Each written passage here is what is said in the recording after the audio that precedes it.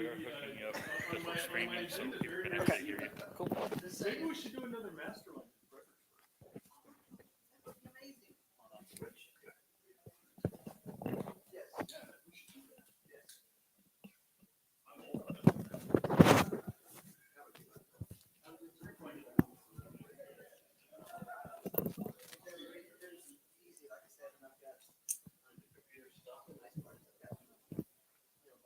What's up? Oh, uh,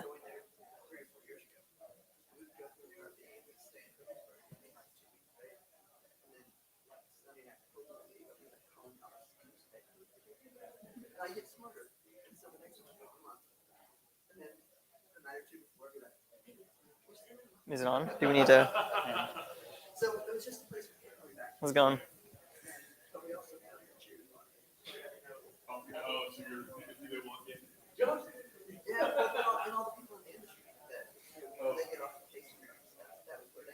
Oh, wow.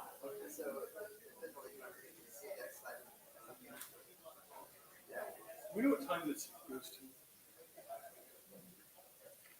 No, I don't have my copy. Well, I just know that we changed it. We're late, so that's why I was. Yeah. I didn't know what the new time was. Okay, we're starting 10 minutes late. Well, it should start at 10:10. Oh, yeah. 10 to 11. Okay, so we'll start here. Why isn't it? Do we need to turn on the projector or recycle it? How brands should think about Web3 and the metaverse. Yeah. Okay, everyone, we're going to be starting here in about 2 minutes. This is what your brand should be looking for in the metaverse. So this is, if you're not here for that, then this is the wrong session. But hopefully this is the right session for you. Start in about 2 minutes.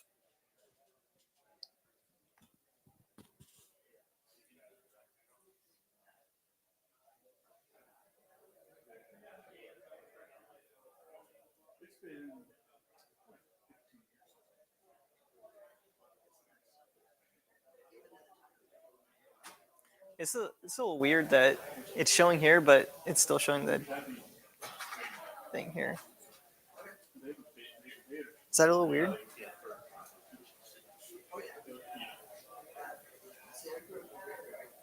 Ah, okay, cool. Perfect. Yep. I don't have a clicker, so It's fine. I'll just highlight as long there. as you're good.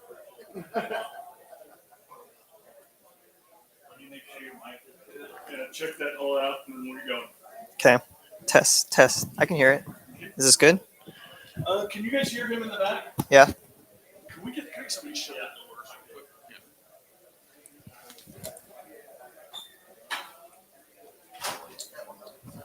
door? Yeah. Hey, I'm not going to take too much time. I'm Tony Wright. I'm moderating this session, but I'm really not doing anything. I'm just here to introduce Chris. He'll introduce himself a little bit more. This is how brands should think about the web and the metaverse. Without further ado, I'm going to turn it over to Chris Alvarez. Thank you. So thank you all for being here. When I was looking at the agenda, I saw that there was one around comedy and stand-up comedy. And I was like, man, that sounds good. And then I saw that I was up against that person. I was like, okay. So I appreciate everyone here coming to the talk. And so a couple of things. We'll go through an introduction. I always like to have an agenda slide. We'll talk about what is Web3 in the metaverse, and then how can brands utilize that technology to potentially further their ecosystem and their user base as well. So a little bit about me. I've been working for a company called PMG for about the last 10, 11 years now. I started as employee 3. We were in the small shop in Fort Worth, Texas. We were in basically a closet at the time, and now we've grown. We work with some really, really cool brands. We just onboarded Nike, which is really, really exciting for us here. I lead our Alley technology, which is our internal marketing technology and data and insight solution. And then just personally, I love everything that is data, tech, and creative related, all of them, which really spans everything. So it's like saying that I love everything, but in reality, those are my 3 things that I really, really like doing. Just a little bit about PMG, and I promise there's only 2 slides. I have to put these slides because they paid for my Uber to get here. PMG, we manage globally. We manage media across the globe, 20 languages. We have about 500, and I think now that number is about 600 employees as we've grown. Over $2 billion of media spend. So we work across a large scale. What's really awesome is we really started as a performance shop. I remember coming to State of Search in 2016 as an attendee, and then growing it and actually speaking in, I think, 2018, and then now 2022 as well. So really exciting. I'm still a performance marketer at heart. That's how I started in the industry, and that's how we started. But we've branched out. We've grown our creative, our technology, and our insights practices as well. So that's a little bit, hopefully, why you will listen to me talk about Web3 and the metaverse, because we've done a little bit of that. So let's talk about what Web3 and the metaverse really is. A lot of folks think it's this, where you have VR goggles and you're inside a virtual world. It's very much a Ready Player One, if you've seen that movie, where it's all about you put on a headset and you're in a completely different world, which is, I think, the end goal. And there are a lot of companies that want to basically make that happen. The biggest one being Mark Zuckerberg and Meta, who basically changed his entire company's name to have this goal, which is insane to think about. His stockholders also believe that it's insane to also do that, because their stock as a stockholder has not been doing so well as of late. But he does have this vision of having everything and having everyone in VR and then really talking and communicating, and he sees it as the future of social media. But what's interesting is I already think that the metaverse is already here. It's not necessarily the future. It's something that is currently happening, and a lot of brands are taking advantage of the fact that it is new, and it is something that they want to experiment and play around with. It doesn't have to be about virtual goggles, is the way I look at it. And those things are super expensive. I was asking them, I was like, hey, can we provide everyone Oculus? And they were like, no, Chris, that is $1,500. That's out of budget. And I was like, darn. But I do want to take you back a little bit. Talking about the future, let's talk about the past a little bit. And when I looked at VR and I looked at the metaverse, it brought me back to AOL Instant Messenger. How many of you in the past have used AOL Instant Messenger or MSN Messenger? Yeah, I'm originally from Canada, so I had friends that used MSN Messenger, and then I had my American friends that use AOL Instant Messenger. So I was on both of them. And what's really interesting about AOL Instant Messenger is I was about 12, I think, when I started using it, maybe even a little bit younger than that. But it was really the first time that you could be anonymous online, where you could have your screen names and really be anonymous. And for me, it was the first time I was able to talk to girls because I was anonymous. So it was fun, because I'd have this crush on a girl, and I would like talk, and I'd be like set up my own screen name, and I'd be like, hey, hi, how's it going? She'd be like, who are you? Is what? Yeah, true. They could have been guys too. I don't know at that point. Who knows? But what's interesting is that these skills, where I had group chats, I had people that I was talking to, and I had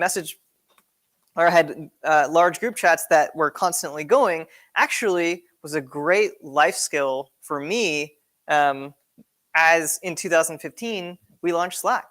And Slack is a very similar concept to AOL Instant Messenger. And I think those skills translated, because we actually did a survey at our company around who used AOL Instant Messenger, and their NPS when it came to Slack. As we started rolling out Slack as a company, we found that the people who had been part of AOL Instant Messenger or MSN Messenger as kids, where they started learning how to do that, were actually significantly more comfortable using Slack as their communication tool of choice. A lot of folks who did not found Slack to be a little overwhelming at first, and there was a larger learning curve for that. So the skills that we had as kids do typically transfer over in some sort of way as well. And so when we talk about metaverse, I like to think of, people ask me, what was the first metaverse that came about. And I always said it was World of Warcraft, although World of Warcraft wasn't the first like online community where you can go in. There was Second Life, there was others, but I feel like this one was the first one that actually sort of broke-ish mainstream, where you had friends who were meeting other friends that were virtual, and they were meeting together. They were meeting online. I have a coworker who is from New Zealand who met her husband who's in Texas, and that's actually how they got together, was they played World of Warcraft. So even that story about people getting married over by meeting over World of Warcraft is actually a true story. And so I didn't believe it when I first met her, and she said she met her husband on World of Warcraft, but it's absolutely true. And while World of Warcraft was, not as mainstream as some of the other stuff is today we see kids and we see young adults playing in metaverses as in the same way that we as millennials that we had AOL Instant Messenger. They're playing Roblox, they're playing Minecraft. I cannot get my cousin to stop playing Minecraft in the car. Like when I'm talking to him, like it's just on, it's just there, and like he is in his zone, and he's playing with his friends. They're all in the worlds together. They're building worlds, and some of them he hasn't, they moved 2 years ago, and he's still chatting with them. He's still playing with them in Minecraft and in Roblox. So it's really interesting. And then, so if we fast forward a little bit, the way I look at it is in 2020, COVID hit. We had lockdowns, and we had remote work, and remote work started to become a really a huge part of how we operate businesses. We still talk about hybrid models and like how people wanted to work remote, and it turns out that people liked actually working remotely. People liked doing Zoom calls and being able to not have to commute an hour there and an hour back during rush hour traffic. It was a good thing. And so it did leave a gap, though, where managers and people were not getting FaceTime with their employees. And so there are actually companies that are trying to figure this out. From this one's called EXP Reality, that has their own metaverse where there's actually conferences, and there's an IT desk where you can actually walk up to somebody who works in the IT department, and if they're online, that'll show up. Their metaverse character will show up. It's a really, really cool experience. And when I look at things like this, I think back and I say, those Gen Zers, those Gen Alphas who are right now playing Roblox, are they going to be more comfortable in an environment like this versus an environment where they're going to the office? And I look at it and I say, absolutely. Like, that's how they're growing up. They're tied to that screen from 12 years old, and they're talking to their friends there. This is how they're communicating right now, is through this metaverse where they can work wherever they want. They can work on an iPad, probably while driving in a Tesla that can drive itself 10 years from now. And they can just be working alongside their coworkers in this way. And so to me, this is a weird concept, because I would never want to do this. I'd rather just have Slack. I'd rather have Zoom. But are the new generation going to feel more comfortable with this? Potentially, yes. And so this is why, as a brand, you have to start looking at this new virtual reality. And I think this is something that is super impactful to the business, and potentially how we look at how companies should be looking at it. How looking at it, the metaverse. This is a great segue for new people coming in.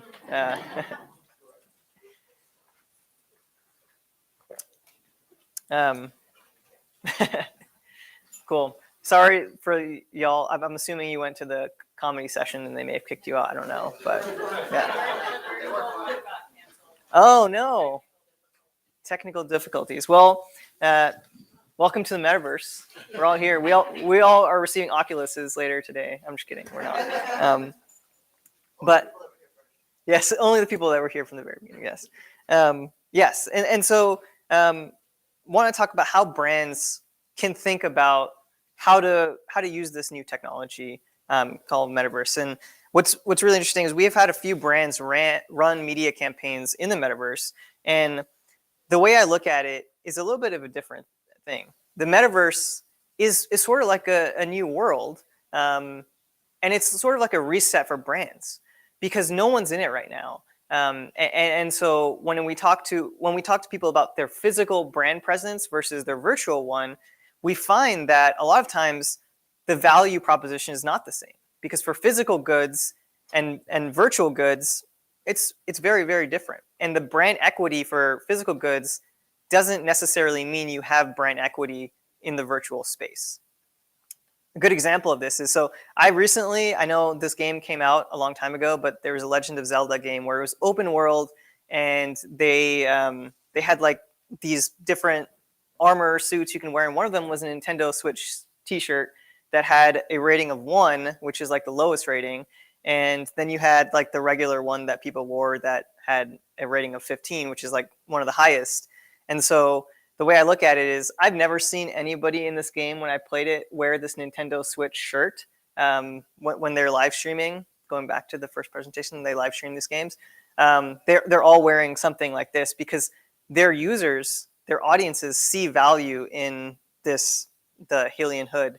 Hopefully, I'm saying that right. I don't know, but so to a person who's working in the metaverse or in the metaverse, the perceived value of these two items, there's really no reason why anyone would wear this. And I would say it actually hurts the brand as well if it's not as powerful as anything else, because it seems like it's an inferior product. And so it's kind of weird to say that a virtual good, when they're really identical, is an inferior product, but that's the way the metaverse users are thinking about things whenever they're actually interacting with objects inside the metaverse. There is an example of an inferior product versus superior product. And so one of the examples of this is we actually had a client, Athleta, run a pretty large metaverse, a large metaverse campaign for their new Athleta Girl line, which is something we partnered with Simone Biles with, and it really had a powerful message. And we partnered with Roblox, and inside of Roblox, there's a game called Livetopia, and we actually ran a lot of billboards inside of the metaverse.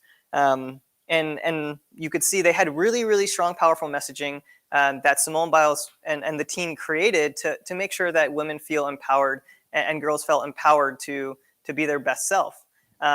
What's interesting about this is that in Roblox, they had an offering around running billboards and running ads and things like that. And it's sort of like, it's still like running a billboard ad in today's age as a physical good. It was very difficult, actually. It was very difficult to measure. It was very difficult to see who saw it, and you know, the success of the billboard itself is up to in the same way that a billboard, if you put it on the highway, you would try to figure out if there's any success there.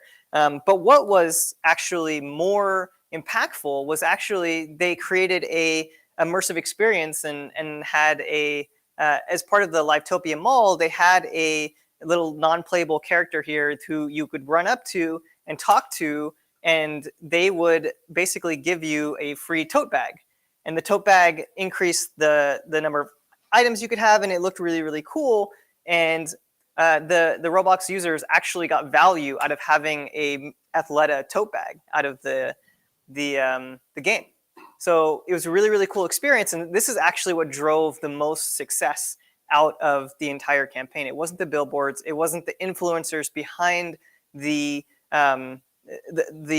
campaigns who actually promoted the material. It was actually the fact that we gave a free bag in Livetopia, and it actually did something inside the game. So everyone was going and trying to go into the store to try to get this one bag. So very, very interesting. The funny part about this story is, so I have a coworker who has a daughter who plays Roblox, and they were driving down the highway and they passed an Athleta store, and the daughter was basically like, "Oh, hey, this is the store that's in Roblox." And her mom was like, "Yeah, but it's been a physical store for like a long time, right?" And she's like, No. We need to go to that because I want to get the same tote bag that I have for my Roblox character. So to her daughter, this Athleta was not a yoga and fitness brand. It was a Roblox integration that gave her a really, really cool tote bag. So her daughter didn't see Athleta as a normal brand. They saw it as a virtual brand that actually gave them a benefit.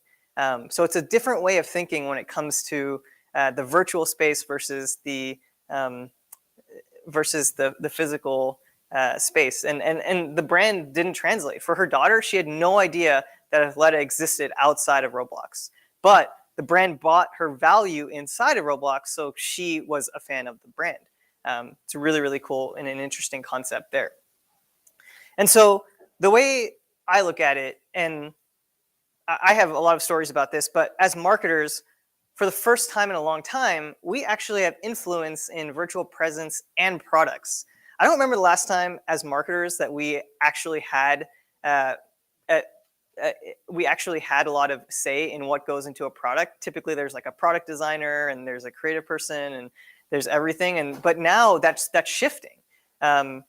We've had customers who've had merchandising teams who control the products and what products they want to sell and how much they're going to sell it for and how much the sales are for, sit in different buildings from the creative team and from the marketing teams who are actually trying to build equity around these products. And so sometimes they never talked, sometimes it was a fight, but in the end, I think now when we talk about the metaverse, we as marketers have more say into what happens and really what we do inside of the metaverse and how we build brand equity inside the metaverse.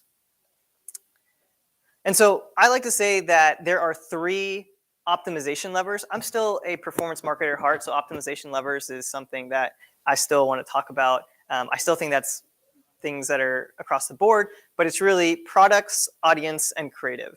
I'm going to go right to left here. I know it's backwards, and I probably could have edited the deck, but anyway. So I want to talk about creative first. So for a long time, the workflow for us as marketers been, and let me know if this isn't the way this probably isn't the way for every brand, but I do want to say for a lot of brands, the creative team creates something, they get a brief from their CMO and they create something great. And now they're like, hey, here, go market it. Go put it on YouTube, go put it on search, go put it on Microsoft, whatever they want. They basically controlled everything. And you basically have to take that, segment by audiences and things like that.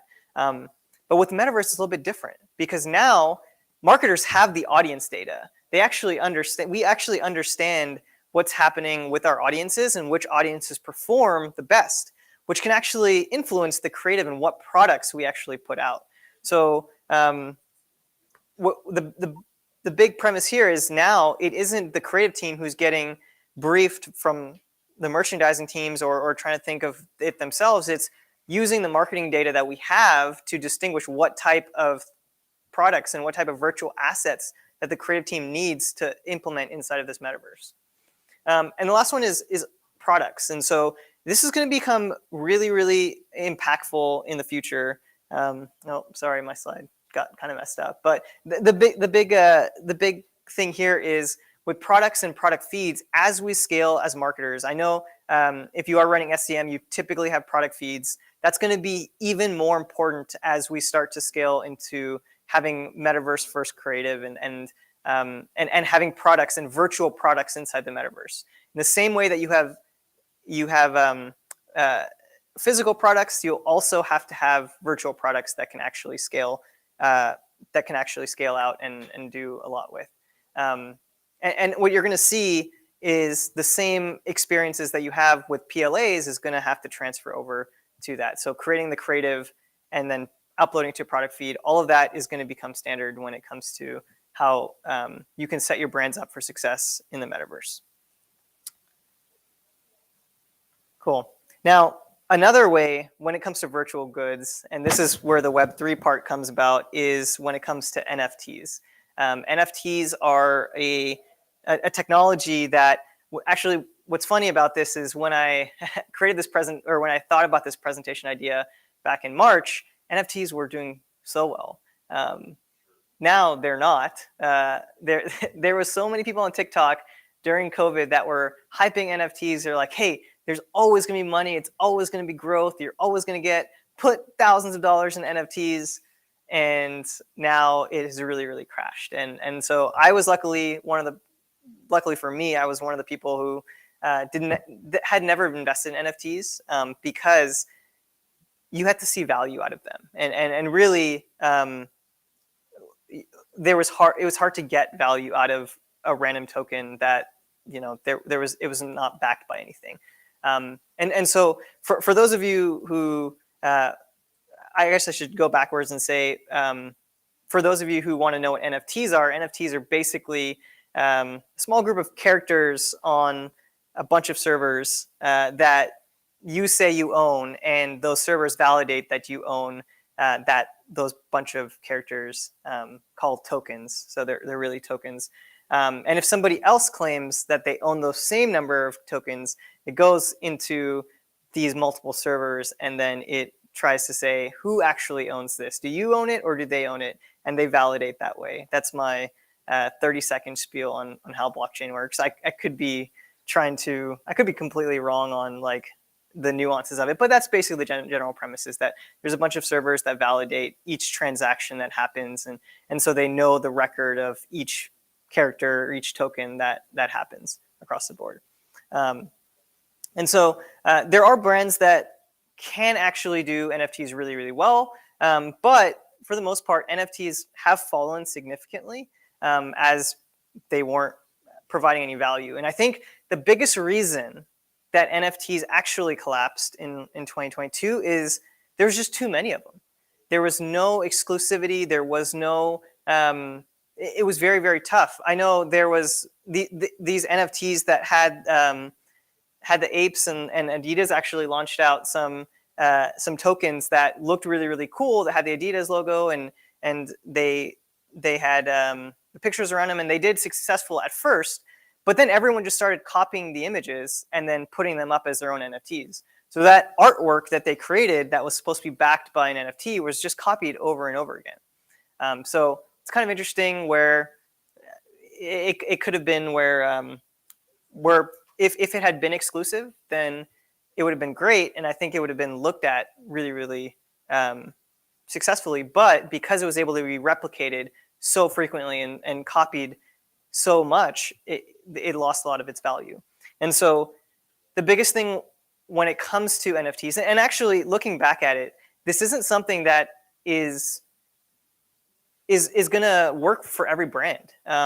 Using NFTs and blockchain as an exclusivity mechanism, which means the opposite of this is, if you want to do this, you have to be exclusive. You cannot be inclusive when it comes to this, right? If you start a token, or if you put something out there as a token and as a virtual product, you can't make 100,000 of them, because then that ruins the exclusivity of them. And this is a hard thing for brands to do. There's brands that do this really, really well in the physical realm, physical realm, that sounds so nerdy when I say it, jeez. There's brands that do this really well in the real world, with Supreme being a great example of a brand that creates certain products and then never releases them again, even though they know that it can make them significantly more money if they just mass produced a certain item that's really, really hot. They won't do it because they know that brands trust them to make exclusive products. Same way, shoe drops. So I'm actually a huge sneakerhead, and when they release a colorway or something, I know that typically Adidas and Nike, whenever they release these, will not reproduce them enough to where I will lose the value of my shoe if I wear it once or never wear it and just leave it in the storage closet, which typically happens. I have about 10 pairs of shoes that I've just never worn, and just keep looking at StockX, which is like the website that you can resell shoes to see if the prices will go up. So it's one of those things where it takes a lot of discipline for brands to have something that people go crazy about, but then not actually sell more of. And that in itself is a hard concept to grasp for a lot of folks. And it may not be right for every brand as well. But that brings us to NFTs plus the metaverse. And when we're looking at NFTs plus the metaverse, there is actually a brand that has done this concept and done it fairly well, and that's Nike. Now, this was before we started working with them, so this is from an outsider's perspective looking in, but they created a they created something called Nike Land inside of Roblox that was really like a full-fledged amusement park, is what it seemed like inside of there. And with that, they actually created these tokens, and they actually created this brand within Nike called Artifact, RTFKT, Artifact. I didn't get it for a long time. I kept saying like Ritzverect or whatever, but that's what it was. And it was these objects inside of Roblox that were backed by Ethereum tokens, and they would drop Nike shoes that were virtual inside the game that you could utilize, and it would only drop a certain amount per day. I believe it was like 50 per day, and you had to wait in line to get it. And some people got it, some people didn't. My cousin who was playing Roblox was asking me right when he heard we started working with Nike that, hey, can you get me these virtual shoes in Roblox? And I was like, I have no idea what that even was. And so this is the sub brand that they created to bring out that that buzz and that thing. But a lot of folks probably haven't heard of that yet. This brand, the sub brand inside of Nike, because again, it is exclusive. It is something that people want, but you're not going to see everywhere. So it's a little bit of a shadow brand, I would say, inside of the virtual space and inside of Nike.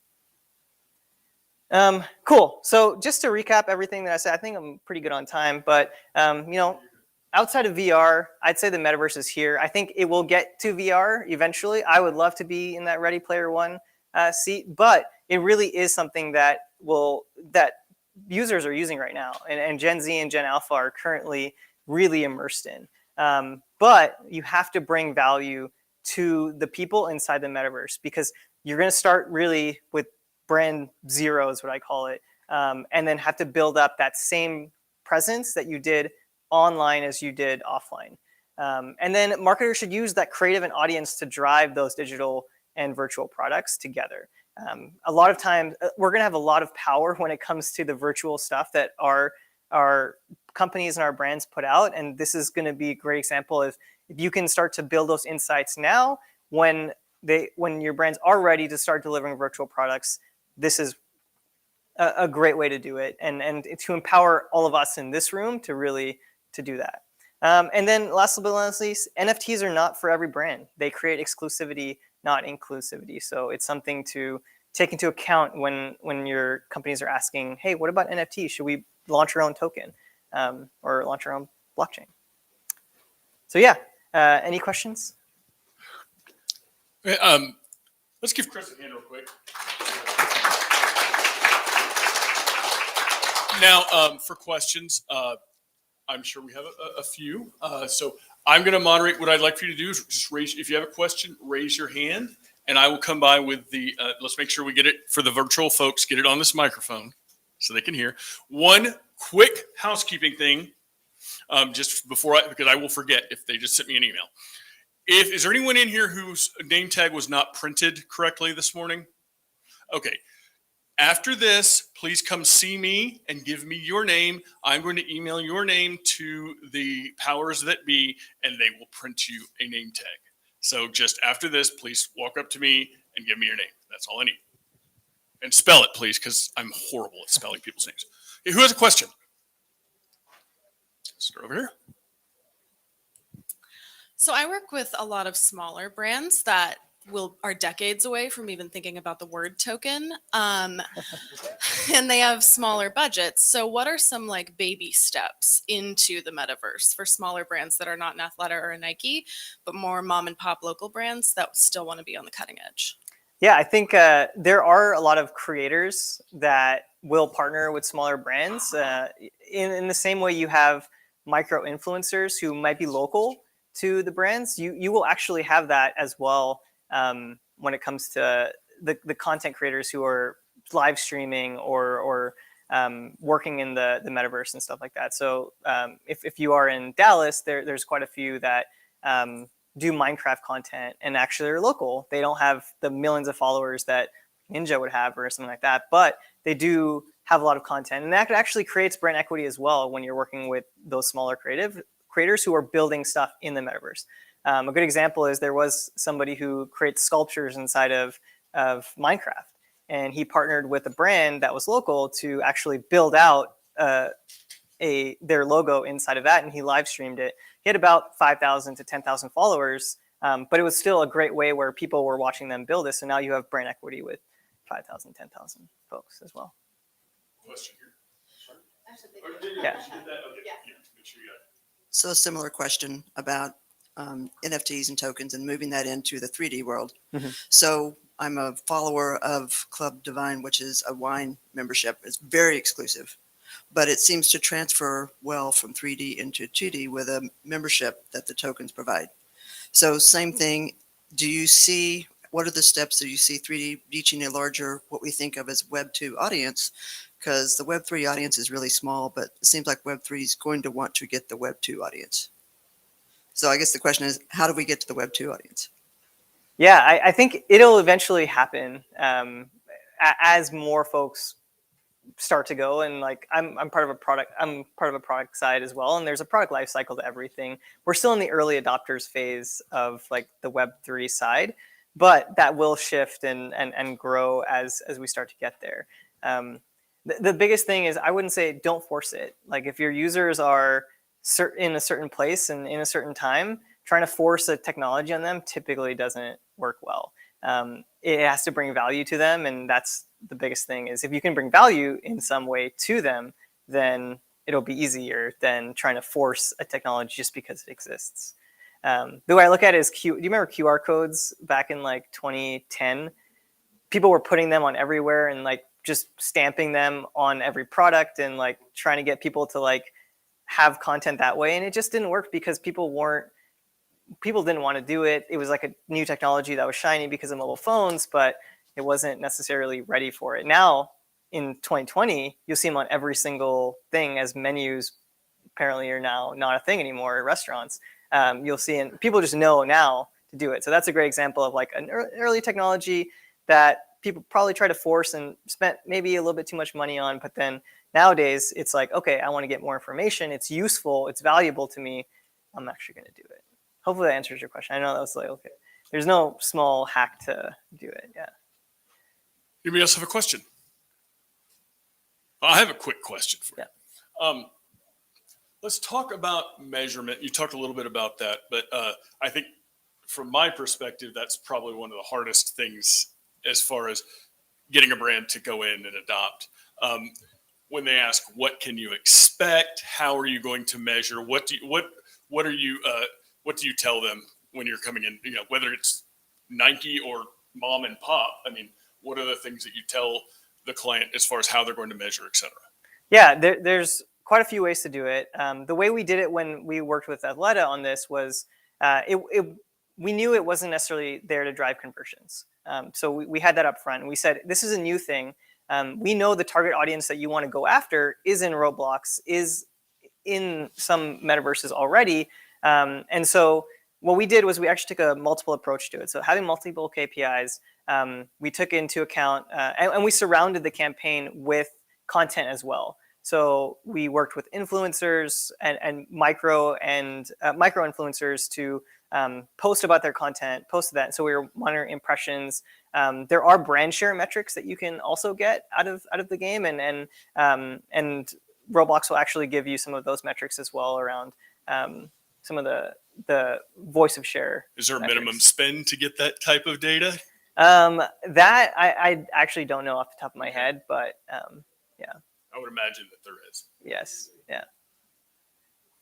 But if you were looking at it, you can also do like outside perspective as well. So you can look at that data, and you can look at the impressions and the engagement that you're getting from your content creators and the content that's around the content you create inside the metaverse. Yeah. Is there any other questions? I'm going to follow up with this question if there aren't. Just real quick.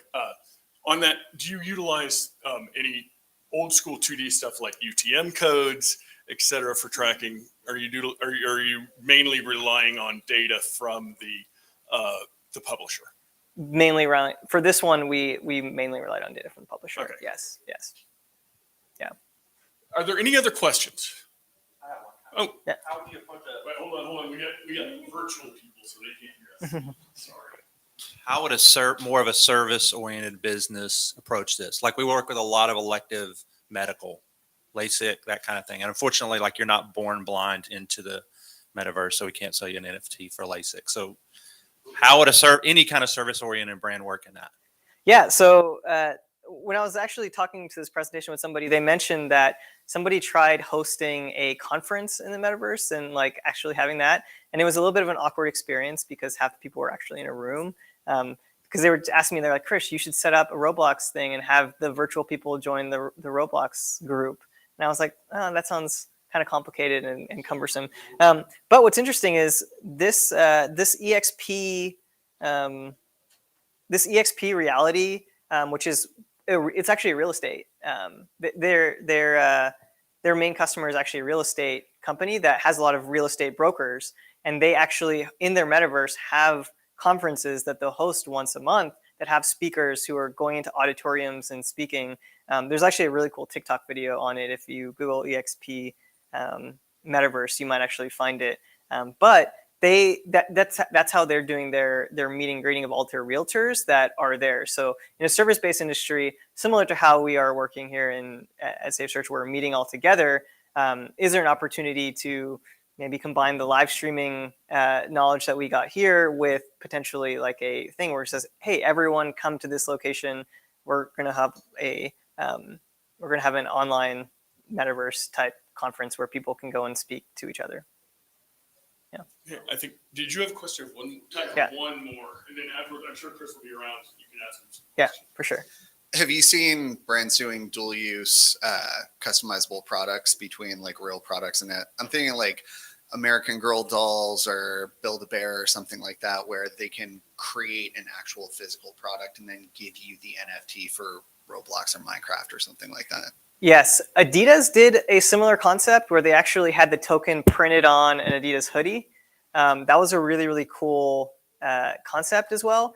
The part where I've seen it break down a lot is now when someone tries to sell that, you can't necessarily sell the token with the physical good. So like it's great for collector's items that are never going to sell. But if you ever want to sell the collector's item, you have to make sure that you have to transfer the token plus the physical good. And typically, if you don't do that, then you lose the value out of it. So I think people are also realizing that before they're buying that and saying, well, I can sell the hoodie, but then if I keep the NFT, then whoever's going to buy the hoodie, are they getting any value out of it? And so it becomes more difficult. I actually read about people doing this with baseball memorabilia. Like, Yeah, playing cards and yeah.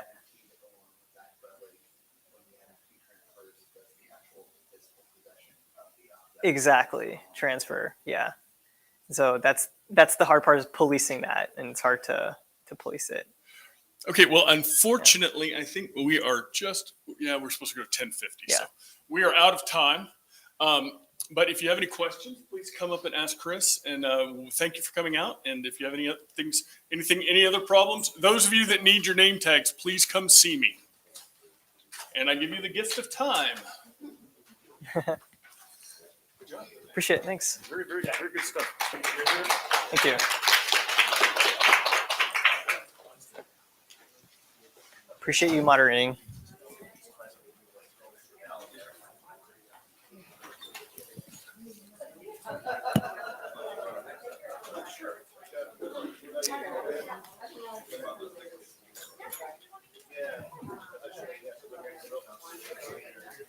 What's the next one? What's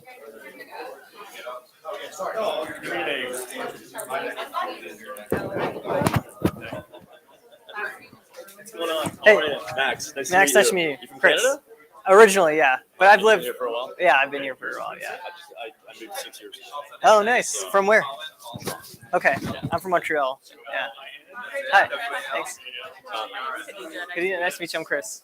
So I feel like right now the audience for like the metaverse and everything like virtual is really like a younger crowd. I feel like Yes. it'd be hard to break past like 30, 35. I think, yeah, for When sure. do you see like the projection of like the demographics changing over the next few years? I think it like as it becomes more mainstream around like just the fact that you are playing a game on your cell phone, like the games on the cell phone, I think are actually gonna be the biggest changer. Where right now people are playing Candy Crush and stuff like that, but I feel like more and more people are playing like different types of stuff on their their entertainment of choice is really, it's like how fast can entertainment go. I also think that the VR side will help that curve. I still think it's like 5 years out. I would say 5 years out. I feel like 5 years is too quick. Yeah, you'd be surprised though. Thanks. You'd be surprised though, like on how I think there's a race to the bottom when it comes to VR, where people want to put out headsets, and like the thing is, if Apple releases their headset, that's gonna be like a huge kick because like that makes Apple makes everything Not just buy everything. exactly, and then I feel like if Apple does it, it becomes mainstream. Then Google will do it, and then Microsoft will do it, and then it'll become more mainstream than that. So I would say 5 years if Apple releases a headset, 7, 8, 9, 10 if they do not. So that's what I would look at it. Yeah. It was interesting. Yeah. Appreciate it. Thanks.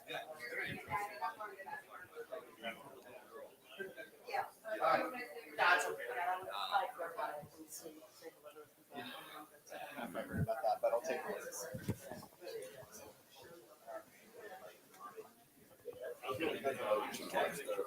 I wish I'd seen it. Yeah.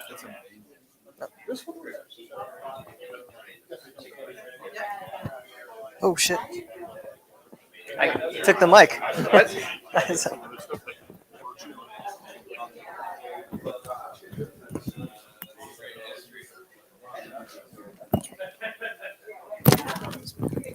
Sorry.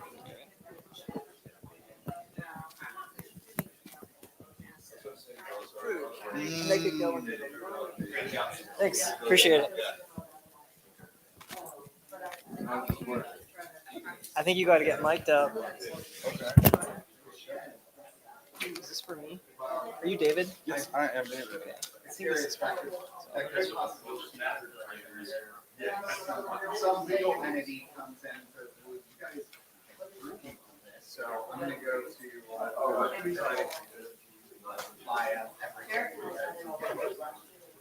I can see. Can we move the table forward a little bit? Yeah. You want me to help? Yeah. Oh, actually, my USB drive's in there too. So. More? Or? Yeah, a little more. I can't see the laptop, so Gotcha. I can see that though. Yeah. Um, So I'm gonna grab my USB drive I here. don't need a USB drive, do I? No. I made some. I just spoke, so Yeah, I figured. I made some edits to my I presentation. heard it was good. No, Yeah, I'm thank gonna you. watch it later. Cool. Yeah, with Appreciate it. Sean's. Yeah. Was that The stand comedy one? Was Yeah. Did it crush? Yeah, I'm glad I didn't go against him. Yeah. That's why I It was was standing room only. I was telling my group, I was like, man, I saw the schedule. I was like, oh, I'm up against this guy who's going to talk about stand-up comedy. I'm like, I want to go to that session. It's really good. Yeah. I learned stuff, and I don't usually learn stuff in these things. Yeah. Because I've been doing this so I'll long. have to watch it after. All right. Is this your cup? I'm leaving everything. Is there is there like a thing you hold on to? That, There's not. You just have to click on oh, Sean got one. the. Yeah. So, I need to get my own and start bringing them. I have a question. Are you in the Pacific? I am. Is this gonna be only for? Huh?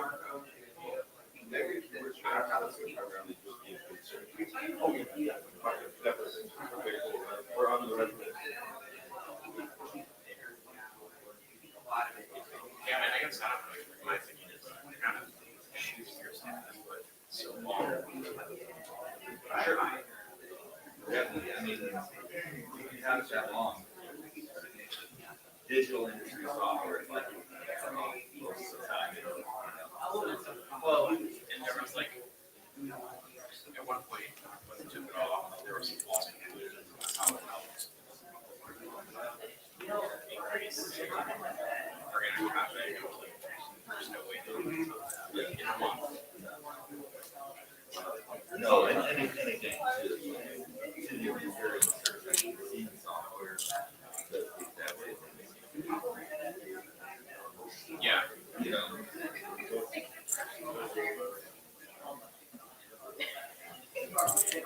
Right. So like, there's really doctors. Yeah, the newsroom ones actually look into that, but those ones actually have automatically help with the title. Yep, I don't know where my thing is. Yeah, well, I'm wondering. Which one were you? David Ogletree, negative keywords. I was, Probably search off state search David Ogletree unless they rename I it. was actually fixing those and it was like, Data search, negative keywords. something was like, yeah. So there's no Okay. clicker. No. I know. Actually, I'll go take one for you. Really? Give me just I'm a not gonna second. hit the right button. That's not a problem. Microphone. How do I do that? I just You just. It's on. Yeah, you just strap it in. You care if it's clipped to your tie? no, it's best place from what I know. I'll be right back. I'll grab you. Right. Yeah. Exactly.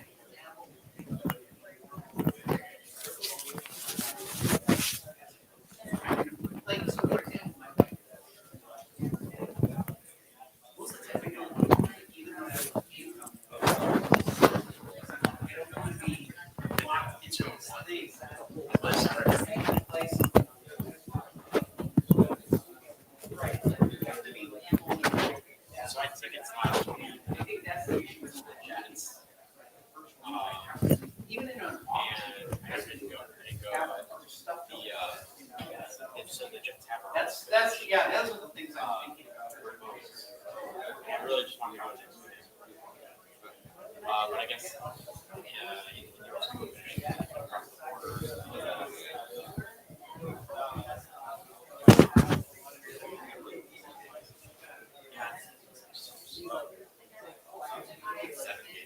Yeah. Well, that was, Right. that was one of the problems last year. No, actually, yeah, I don't think so either. Everyone was playing like nonstop. And it was like, And now we are. Kind of feels like.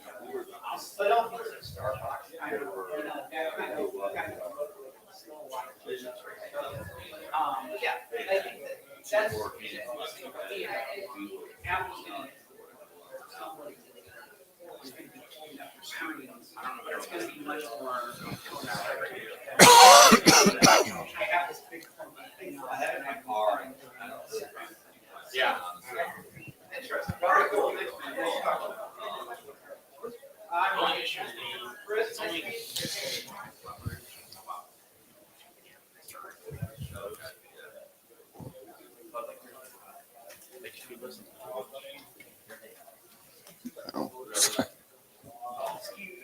Hey.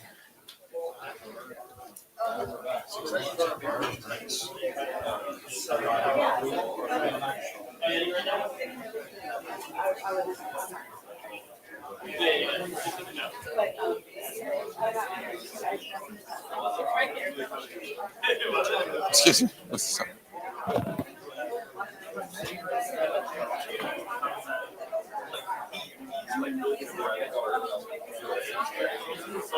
I left my jacket in there. I'm sorry. I didn't know where you were sitting. I'll sit back. No, I'm sorry. It's all right. They just Huh? They just Oh, yeah. I don't think anybody was bothered by it either. It was good.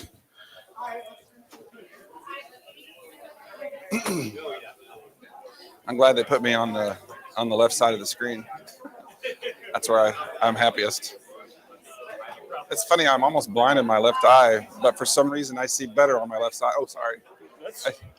Because I've good peripheral. Can you see anything peripherally? yeah, most people have better peripheral vision. That's pilots even do that sometimes. They look out of their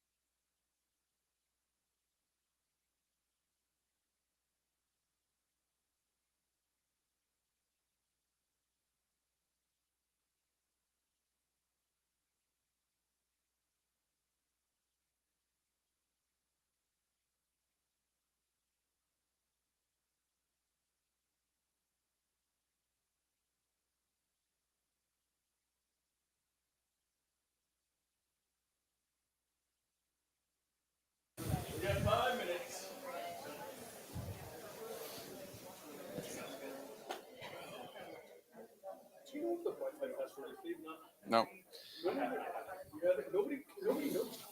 Yeah, I just don't use it. I'm getting a good signal, so my phone's better than the Wi-Fi probably. I think I was connected still from upstairs, and it wasn't working, so I just. SOS. I got it. Yeah, I got that.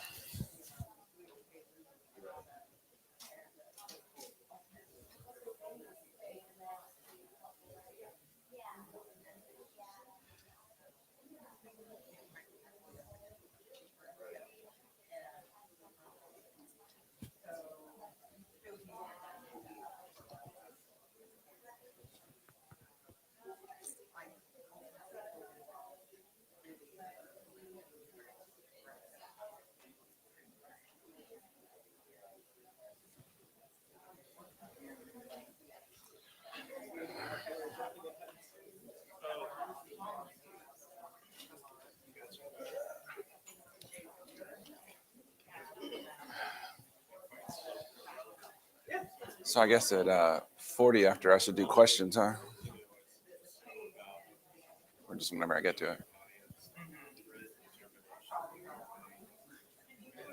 Not sharing what the is, writing stuff down, coming back to it. I like the bit about the process of it. Yeah.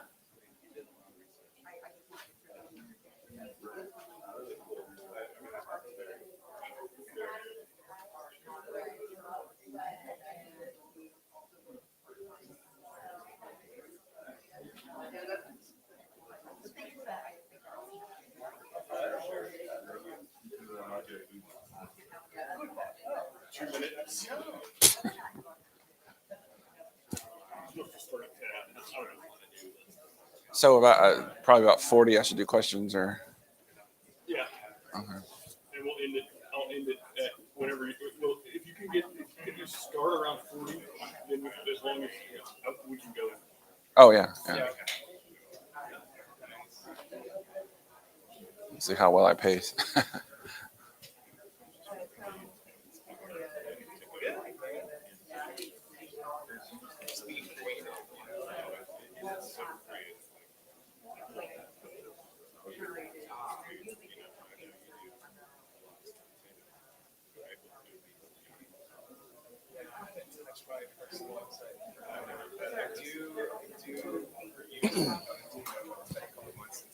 I've done some secret editing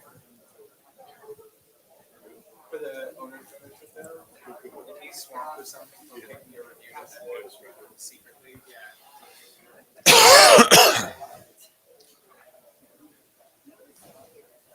We've got a few more people coming in. It looks like I think there are a few seats scattered. If you don't mind scooting inward, so everybody can have a seat. If you have a seat by you, let a couple people know. Okay. Good morning. My name is Tony Wright. I'm going to be the moderator for this session, which basically means I'm not going to be doing a whole lot. I'm going to introduce you to David. David actually, ironically, works for me at Right IMC in Dallas. And he's our director of paid search. And he's going to talk about negative keyword strategies. And I think you're all going to really like it. We will have time for questions at the end. So if you have a question, write it down. I'll come and ask you, or I'll come and give you the microphone. Just wait till we get the microphone because we are virtual today as well. So there are some people trying to hear, and if you talk just in the room, the virtual people can't hear. So if you do need to talk, raise your hand, I'll bring you a microphone. And without further ado, I'm going to turn it over to Dave. Hi, as he said, I'm David Ogletree. I've been working in paid search for almost 20 years now. I started in April of 2003. I started off doing SEO and pay-per-click. I started off using, if you've been around, you would remember Overture.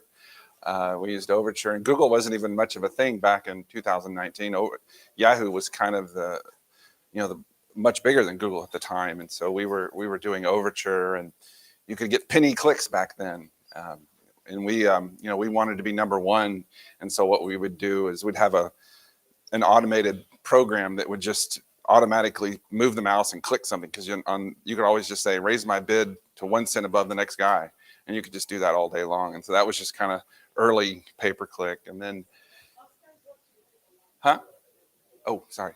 And so it was, over the years, things have changed quite a bit. And one of the big things we're going to cover today is how they've changed in the negative keywords.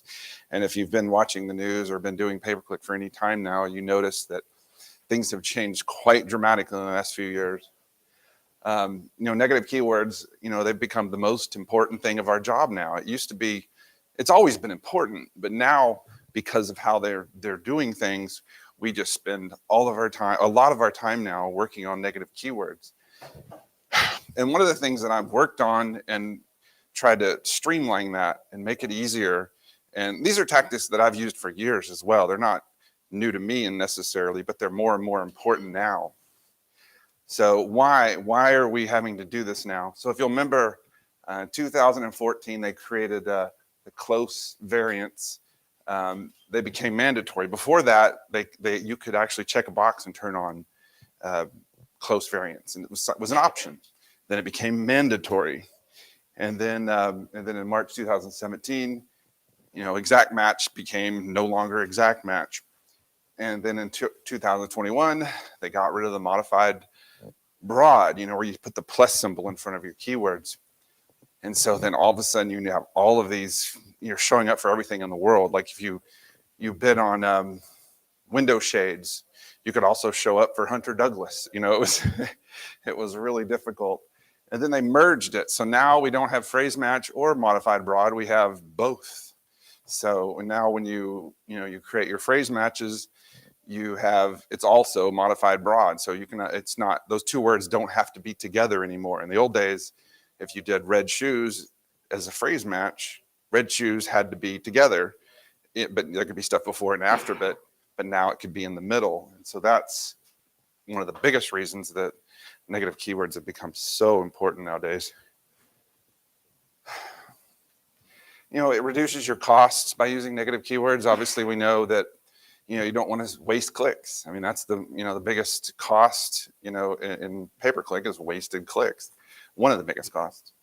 Obviously reducing costs, reduce your cost per lead, and increases your quality score. So, if you're showing up for, like I said before, you bid on window shades and you show up for Hunter Douglas, you don't have that in your ad. Or let's say bathing suits or swimming suits. So you bid on bathing suits, but the ad shows up for swimming suits. You don't have swimming in your ad. So it can reduce your quality score. Of course, with responsive ads, you can have a bathing suit title and a swimming suit title and stuff. So there's always different ways to do this, but a lot of times you would want to, create a separate ad group in a situation like that, so that, people searching for a certain keyword, I like to say when someone goes to Google and types in something, even if it's not a question, it is a question and you're answering that question. And so our ads need to reflect what people are asking for, and that, negative keywords aren't always for, just getting rid of them entirely. We have the different levels. So you do it on the ad group level, and you can have swimming suits go to one and bathing suits go to the other. You put it, in the swimming ad group, you put bathing, and vice versa. And, also it helps with, you have budgets. Not everyone has $1 million a month to spend. So the more you reduce the wasted clicks, the more, you're not only reducing cost, you're allowing other keywords to get in there, because you're wasting money and time on the keywords you don't want. And so it's a good idea to use these strategies so that you can actually make room for the good keywords that you want and not show up for the bad ones. What not to do. So, I've been doing this, like I said, for 19 years, and I've audited, hundreds of accounts.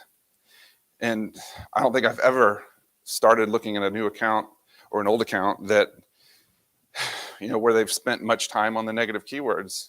Oftentimes they're not only not doing, they're either doing a bad job or they're doing nothing. And so definitely nothing is the worst you could do. And And then the next thing I see, the most common thing I see in accounts, is people just go and I don't like this one, I don't like this one. They check all the boxes and they hit add, and then they just add, 5 long exact match negative keywords. That is definitely a waste of time, because oftentimes it's like 5 or 6 words. You're probably never even going to see that negative keyword, that search query ever again. So it's a good idea to avoid wasting time. That's what I'm talking about today, is just stop wasting time on things that don't have any value. If you put in a negative keyword for something that is never going to be typed in again, you just wasted time. Exclude permanently. There are some words that are obvious, like if you don't do that thing, you exclude them permanently. I mean, that is the thing to do. But oftentimes you need to kind of do an audit of your account every so often, and maybe do an experiment or create a separate campaign and bring back some of those negative keywords and see if they've changed. You may have done a report and you say, well, this keyword always sucks. It's been really bad, but that was a year ago or 2 or 5 years ago sometimes. What if it works now? Or what if you took over an account and somebody else had a reason they did it and you don't agree with that, and they didn't leave you notes, So it's a good idea to kind of audit your account, audit your negative keywords, and maybe revisit some of them, see if they're still bad. Not everybody has the budget to do that, but it can definitely, bring you, especially if you have a highly optimized account and you want to get more stuff out of it. You might want to, you're like, well, I'm spending as much budget as humanly possible and Google's not spending anymore. So maybe bring back some of those negative keywords and see, well, maybe they're not so bad in this particular situation. Exclude without research. It's kind of the same thing I was just saying. Make sure you got a good reason to exclude something. Sometimes something seems so obvious you want to exclude it, but you haven't really done the research. You haven't really looked at stats. You haven't looked at the past. You haven't looked to see how well it does. I'm always in my search query report, which of course is not full anymore. It's only showing us a percentage of our keywords now, which makes it very difficult to do some of that kind of research. But it helps to just constantly research and figure out what are the best negative keywords. So the technique that I use, I call it the lowest common denominator. You use the least number of words in a negative.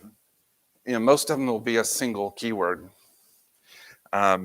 It's rare for me to use 3 or more in a negative keywords. Oftentimes I'll do 2 words for like a phrase match for something that's, clearly I want one of those words, but not both of them. But it really helps, because oftentimes what you're doing is that you're, instead of doing, 3 or 4 words, even a phrase match with 3 or 4 words, as before I said, don't do the exact. But if you just do 3 or 4 words with the phrase match, you're limiting yourself. There's a whole lot of keywords that you could eliminate. And part of the problem is, we talked about you can't see the search queries as many as, you can't see all of the search queries. I was looking at an ad group the other day, I had search queries in a lot of the ad groups, but this one ad group had like 7 conversions. In the other, it showed me no keywords, and I had 7 conversions. So a lot of times you don't know, especially now when you don't know the keywords. So what you want to do is, try to use these techniques to, you just add 1 word or 2 words, and then you've eliminated thousands of possible keywords that you don't want to see. Instead of just 5 or 10 or 20, you're literally eliminating thousands of keywords. One of the things I do in some of my accounts is, I'm trying to remove competitors. Like my client doesn't want to show up they do cleaning, house cleaning. They don't want to show up for Joe's house cleaning and Sue's house cleaning. It took time. I constantly added Joe and Sue and all these different things. But now I hardly have to do it anymore, because it's just eliminated all of that. I do maybe 1 or 2 a week now, when I was doing 5 or 6 a day at the beginning. So it just makes it so much easier.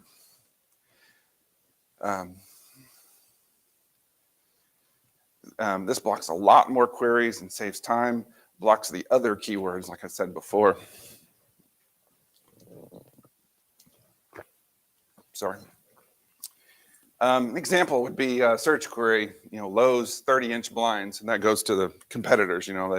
My window treatment client doesn't want to show up for Lowe's because that's clearly wasted time and money.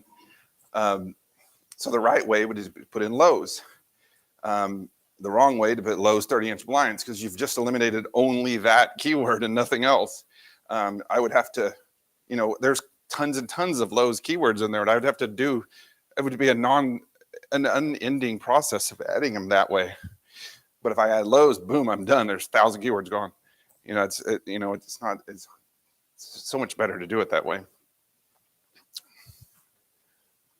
Another example would be use cheap red shoes signed by Michael Jordan. So you only sell new, expensive, unsigned shoes. So the lowest common denominator was get rid of used, get rid of cheap, and get rid of signed. You've just eliminated a tremendous number of keywords by doing it that way. So one of the things that you can do to create and build negative keyword lists is to understand how close variants work. And so you can, instead of being reactive, you can be proactive and kind of, eliminate certain things. You can eliminate the plurals, because remember, in negative keywords, there's no broad match.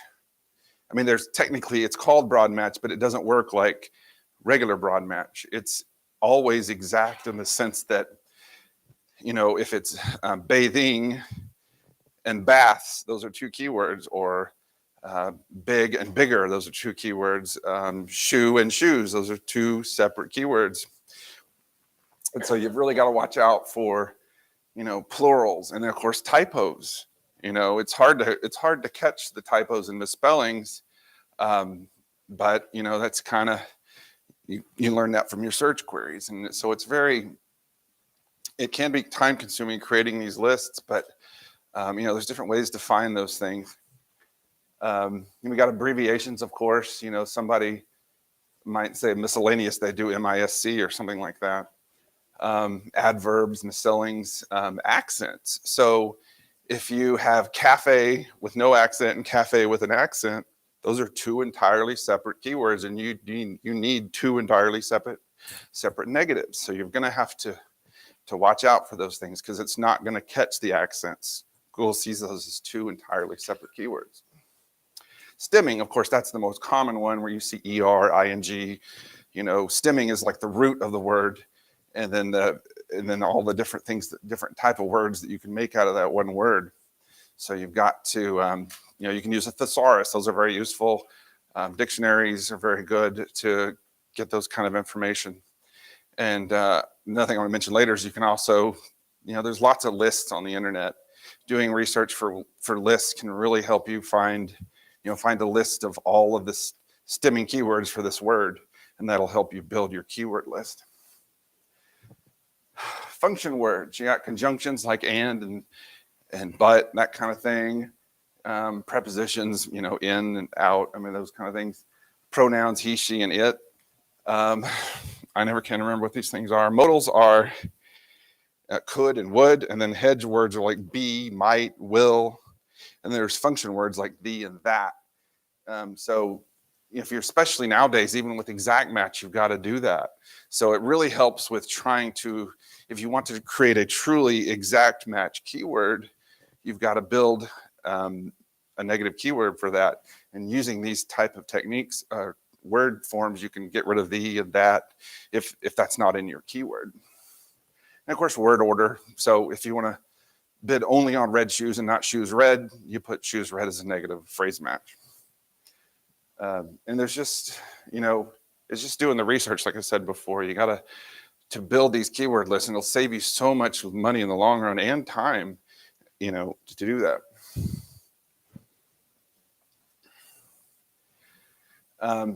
Negative keyword lists. A lot of people aren't taking advantage of this. And one of the things I noticed, and one of the things I learned, I can't remember who taught me this, but to use negative keyword lists, even if you have a single campaign, because you don't know in the future, you might have more campaigns, and you'll have to copy and create a new keyword list. And a keyword list is basically instead of attaching it to the campaign or the ad group level, you're creating it at either at the account level or at your MCC level, which I have a whole bunch of clients that do the exact same thing. So I created a negative keyword list at my MCC level. And so I can just attach that to each new client or all of my clients. And if I want to add, and I notice that a negative keyword I found in one of them, well, it's good for all of them. So I'm going to go add it to all of them. So that can be very helpful when you have multiple clients in the same industry.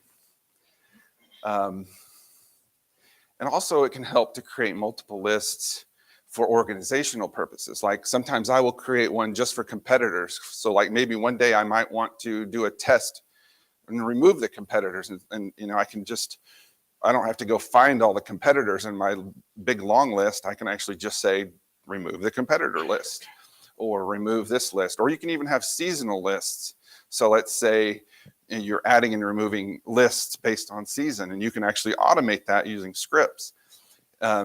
Keyword lists are very helpful for organizing. You can create silos, and you can have different groups of keyword lists as opposed to just having them all in one big long thing.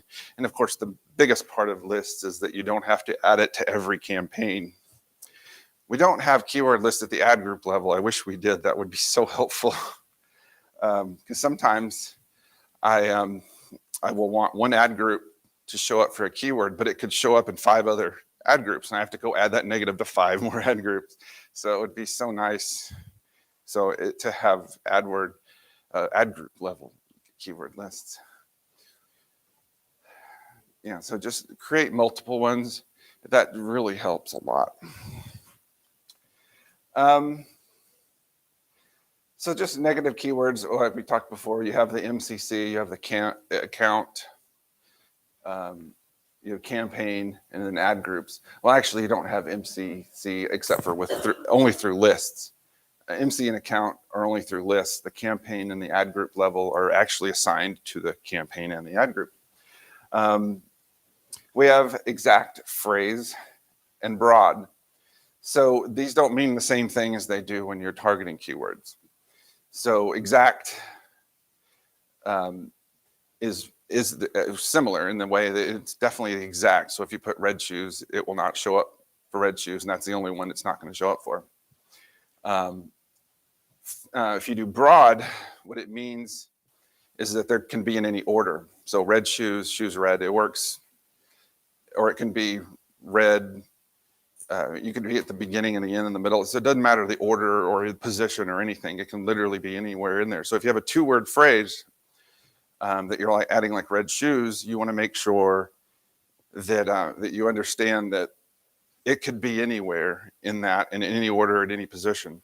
So if you want to make sure that red shoes has to be together, then that's when you use the phrase match. And then the order, it doesn't affect the order. So one of the things that's interesting about negative keywords, we talked about how you have to create like cafe with the accent, without the accent. It becomes more difficult when creating negative keywords because there's some rules.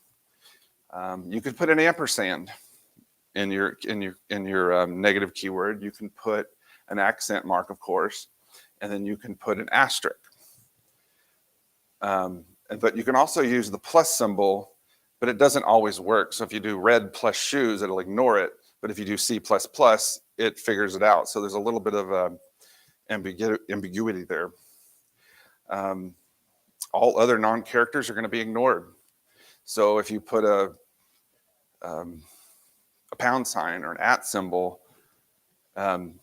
it's like it's not there. So if you do @red and then you do red, those are literally identical keywords, negative keywords. It won't even let you create them if you use certain ones like this. I guess that was a bad example. So you can't, actually pound sign does work. Okay. So you can, if you create a negative keyword with one of these symbols, the comma, the pound sign, or not pound sign, exclamation mark, @ symbol, %, caret, parentheses, equals, brackets, what are the other ones? Semicolon, dash, what is that one? Oh, hyphen, and then the left right symbol, question mark, and backslash and pipe symbol. If you use any of those, it just won't let you save it. Huh? Oh. It will be ignored. You can put it in there, but it will be ignored. Google will treat it like it's not in there. And this is interesting. I hadn't really thought much about this, but there's specific things that you can do in Google, and I use these all the time when I'm doing research, and it's not uncommon to use these, or at least in our industry. You know, if I want to, like if I have a client's website and I'm trying to find a landing page for certain things, I'll just do site, domain.com, and then the keyword, and I'll find the landing page for that instead of having to search through it. So those things are ignored. So if you put site www.example.com, red shoes, Google only sees red shoes. They just ignore everything before that. Or an and. Or red shoes is the same thing as red shoes. So it will ignore that, which makes it difficult sometimes. Minus red shoes. So when you're creating a negative keyword, sometimes you put a negative in front of it to create the negative keyword. But when you actually put it into the keyword, like red space dash shoes, Google just sees that as red. They'll just ignore it. And so those are helpful things to know. Because one of the things I've noticed, I'll see back when people were using modified broad, you would see a lot of negative keywords that they would just put the modified broad keyword in there. So it would be plus red plus shoes, which that actually works, but it's a waste of time if you're also then going to put red shoes in there. So you'd have duplicates. And it bothers me to see that in there. I just, even though it's ignored, it really just bothers me to see the plus symbols in there. And this is a really important one. It doesn't come up real often, but no matter what you have in there, use one word, any negative keyword you have, if they type in 17 words, that 17th word is ignored. You literally cannot block that 17th word. I mean, if it's a 17-word phrase and it's in the beginning of it, or anything in the 1 through 16 words, it works fine.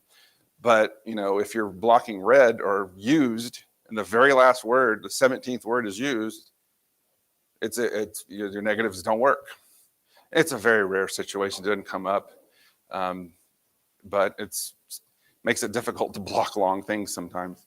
But it's a very unique oddball situation. As I said before, negative keywords just do not have variance. So you've got to add every single negative keywords, even the misspellings and all those things I mentioned before.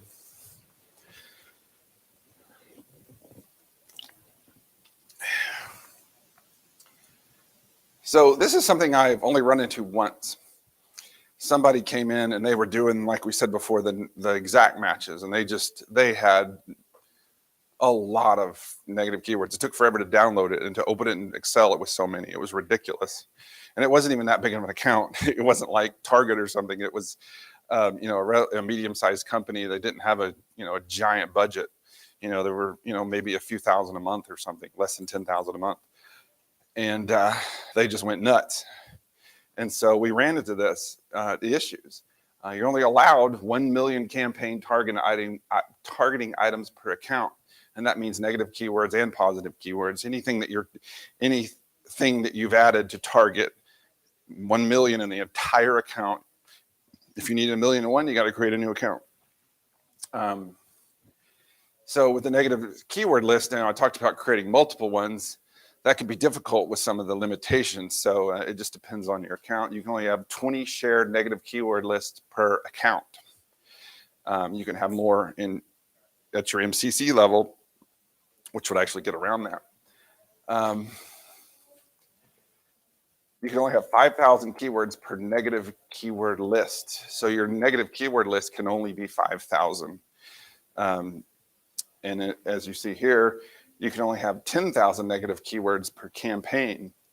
So if you have 10,000 keywords in your campaign or 5,000 there, and you put 6,000 in your negative keyword list, some of them aren't going to be, they're not all going to work. And I haven't figured out exactly how which ones it doesn't use, what order by they're added or whatever. So it's just something you got to keep down. And if you're using the techniques I'm talking about, you're never going to run into that. You only run into this when you're doing, tons and tons of exact matches, which I said before is a waste of time. And it's only 5,000. It's actually even less for display and video. But yeah, it's definitely something to watch out for. I mean, it doesn't come up often, but if you get a new client or you get a new job or somewhere and you see, hundreds of thousands of negative keywords, you're like, well, these good chunk of these aren't doing anything. Finding negatives. As we talked before, being proactive, creating negative keyword lists. What you can find pre-made negative PPC negative keyword lists online. You can just search Google for negative keyword lists or common keyword lists. You can find a list of swear words. You can go, find George Carlin's list or whatever. You can, there's just so many different places that have lists, and some of them are specifically made for PPC. Like you might find an industry specific one, like somebody who works specifically in autos or whatever. They've compiled a nice list that they've worked on for you already, and you don't have to worry about so much. But as I said before, make sure you read it. Don't just download something and put it in there. Look at them. Make sure they make sense for you. Google Keyword Planner, of course, that can help a lot. You go to the Keyword Planner, you type in, the keyword, the root keyword, or you can even put in a domain name of your competitor or your website, and it'll come up with a bunch of suggested keywords. That's really great for building ad groups and stuff as well, but it's also good for finding negatives because it'll show you, it'll suggest keywords for you, and you're like, oh, I don't like that, and so you can add that to your negatives. Wikipedia is very useful. Like I have a list of states, a list of cities, a list of zip codes sometimes for real estate. Wikipedia has tons and tons of great lists, and you can use those and put them into Excel and make sure, as I said before, make sure you look at them and make sure they make sense. Real estate websites can be very useful. Some of these real estate websites have really good SEO and they've created really great content. And so you can kind of go find out about a certain area. You can find things that you don't want to show up for. Like a good example, I posted it on one of the PPC groups in Facebook the other day. I bought a house recently and I'm selling a house, and I was doing some research to find out for my neighborhood. So I typed in Cottage Grove homes for sale. Well, I didn't realize there's a Cottage Grove, Minnesota. I live in Houston. And so I see ads for that. What they should do is they should be blocking Cottage Grove in my area, in the Houston area. So that they wasted money on a click. They actually called me up because I filled out a form before I realized that it was Minnesota, because I wanted to ask them a question to see if maybe I could pay to have my listing at the top of their list, because they're doing pay-per-click. I might as well get on there. And so they just wasted their time and money on me when they shouldn't have. So it's a good idea to find out, if you're bidding on Cottage Grove, Minnesota, find out, is there another Cottage Grove somewhere else? Because a lot of times there's cities and neighborhoods and areas that share names. So it really helps to do that. Well, actually, in that particular situation, you wouldn't use a negative keyword because obviously you want Cottage Grove. But what you would do is that you would basically remove Houston. I mean, you might end up throwing the baby out with the bathwater, and you might want to test it because maybe someone who lives in Houston wants to move to Cottage Grove, Minnesota. So, it's, sometimes you're damned if you do and damned if you don't. It's just something you've got to test and find out. You can go and type in cottage in your search queries and see how often it comes up. And maybe you even find out that you don't want to do that anymore. That you're trying to do negative keyword research, and you find out that your positive keywords aren't very good. It can go both ways. Industry websites, like a manufacturer or an organization for, a realtor organization or any kind of organization they'll have websites with lots of lists and stuff as well. And of course, there's the old SEMrush, Moz, SpyFu. Y'all probably know some other ones, I'm sure. There's just lots of different pay-per-click. We use SEMrush at our business, and that's very helpful. Another thing is a thing called an Ngram report, and this is I use these daily, well, weekly. They're very useful. What an Ngram is, so they'll go. The tool will go and look at every single search query that you have, and then it's kind of like a cloud. You remember the clouds? So you would see every time that the word red was ever in a search query, regardless of how long or whatever it was. Here are the stats: how many clicks, impressions, CTR, conversion rate, conversion, CTR, all those different any performance stat that you can think of or conversion stat. It'll show that to you. You can set the columns the way you want to. And you can find out, wow, every single time that this word was ever in any search query, it never got a conversion in the last year. So I'm going to make that a negative. And so it's a really great tool. We use Adelisis, which is a really great tool for that has a built-in Ngram tool into it and also has many other features. And of course, there's Optimizer, which they're very similar products. They do mostly the same thing. I just like Adelisis a lot because I know the owner, and he's really good at what he does.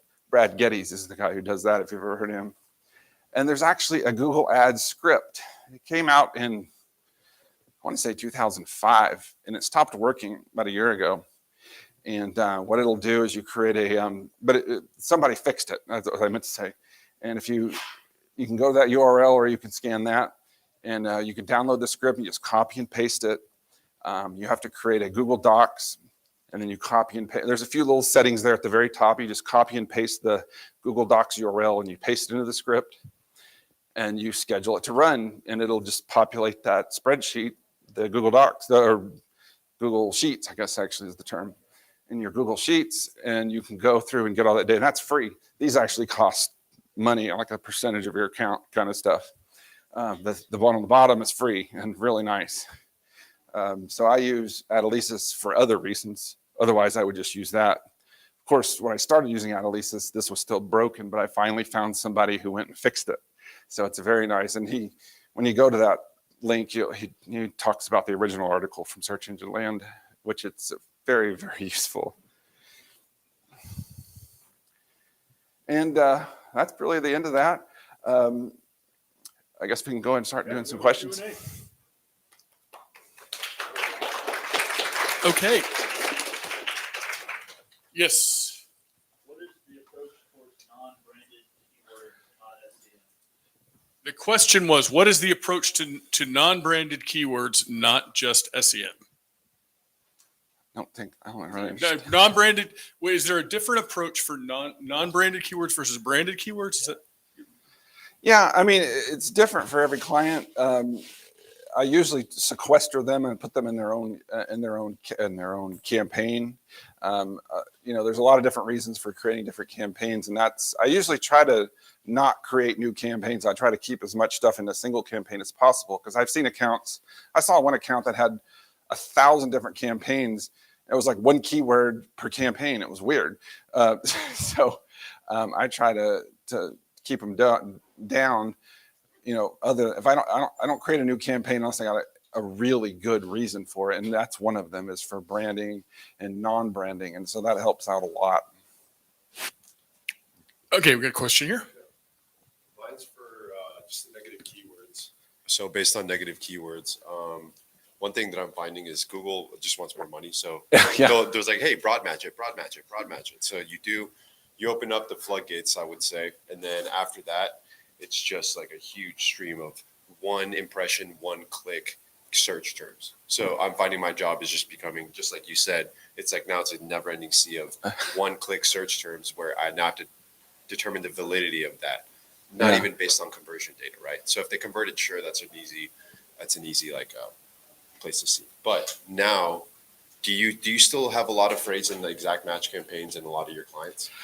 It is rare. I rarely ever use exact match. I'm a big. I mean, I was all about modified broad before that, but now it's mostly about phrase match now, because exact match is practically not exact anymore. And but there are situations where I did. I had a client that did. Um, they sold clothing, army surplus is what they were. They sold army surplus. And I found that the exact match of army surplus, it works really well on high traffic keywords. So I would never do an exact match for something that got 1 click a day or 10 impressions a day or something like that. You really want to save the exact match for things that are very high traffic and, where you get maybe 30 or 40 clicks a day. And that way, and I only do it, and I only use exact match when it makes sense and it's profitable to use exact match. Because I don't know if y'all have noticed this or not. So let's say you create an exact match ad group, and then you have the same exact ad group, but it's phrase match, and you have the negatives so that you don't cross pollinate. And you find that from the past, when you had it all in one phrase match, you're paying more now for the exact match. So Google is somewhat penalizing you. So I would not create the exact match unless it made sense to do that. Because otherwise the phrase match will catch that exact match and catch it cheaper many times. Next question. Anyone?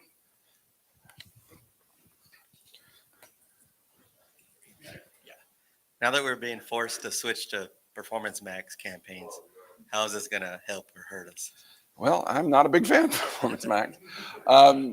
So we're being, and I'm still, in 2019 at Gillies, I spoke on shopping.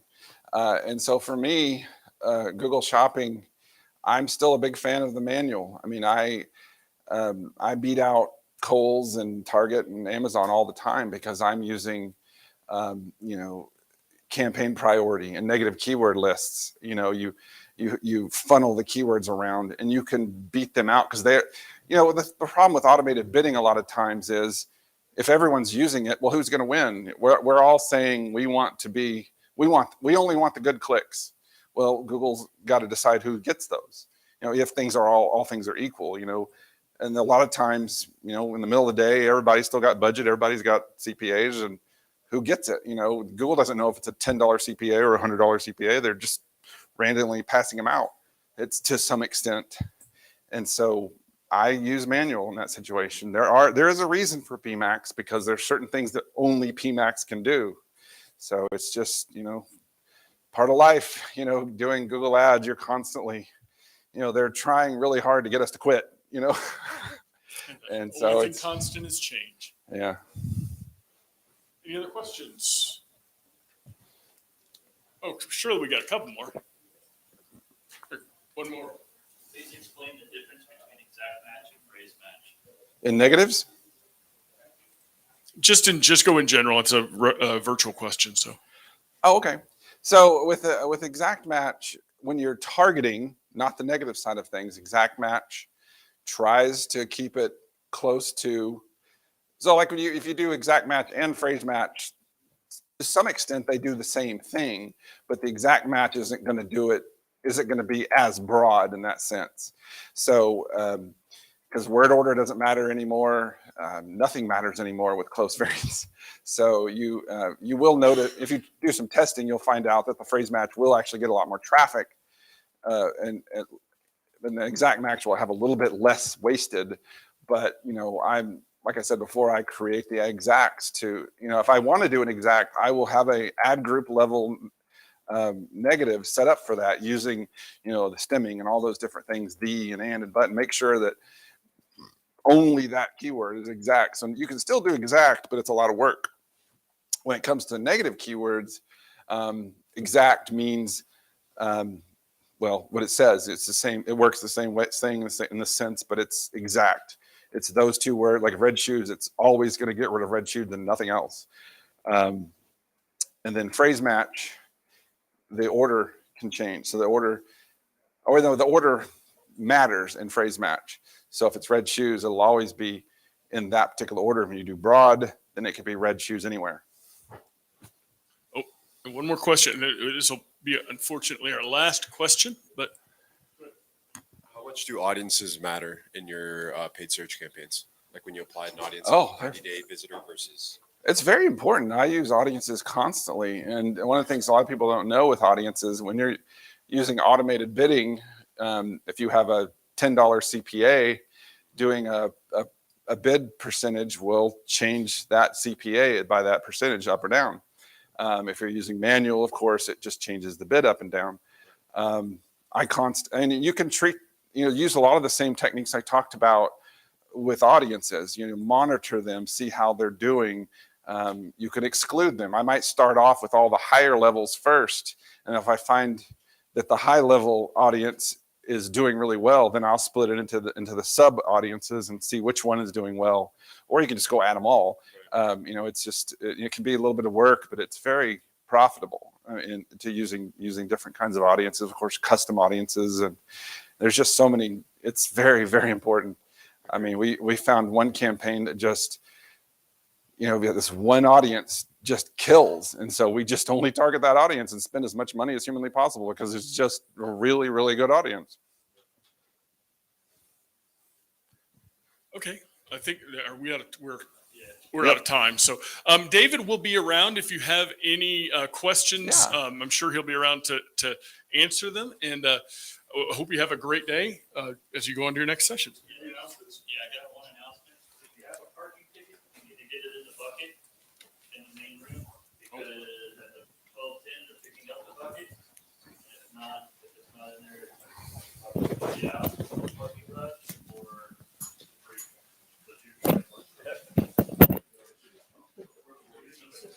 I got to go do that. Thank you, everyone.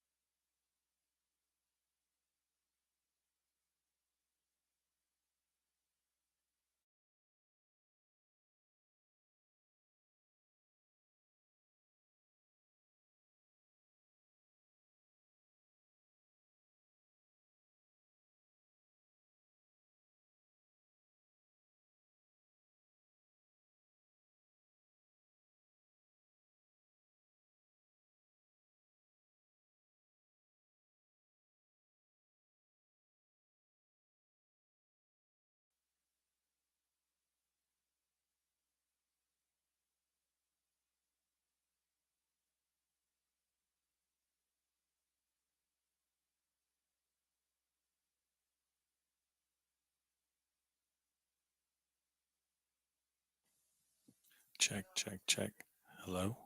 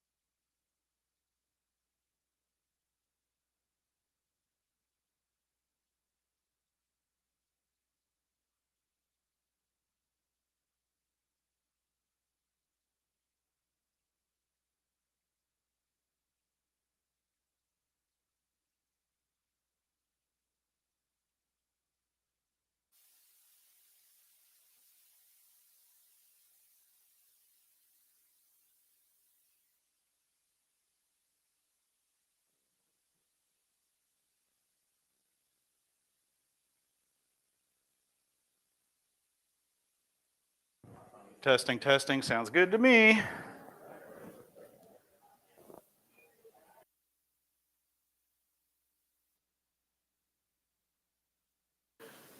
No, yeah, yeah. Testing, 1, 2, 3.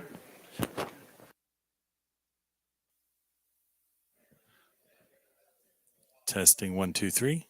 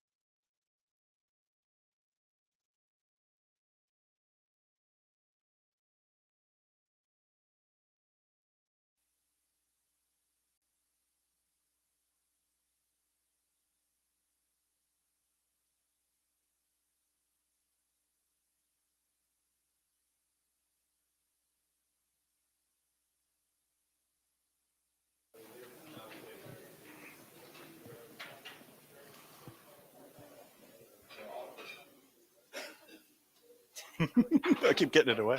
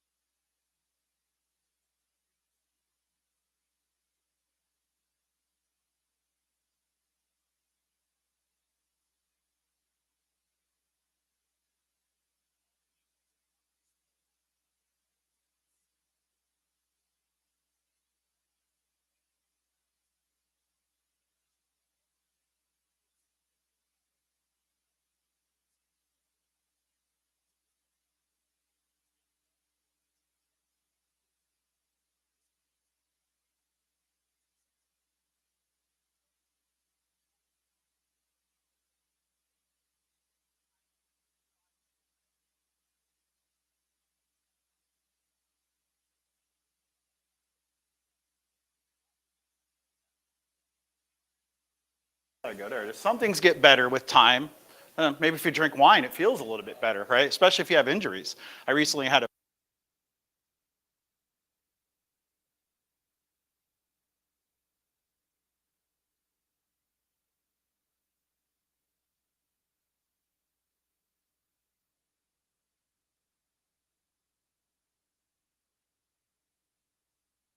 about. But email marketing has been around for 32 years, believe it or not. And many marketers will think, well, it really has not changed. Why should I use it? And is it important for me to use email marketing?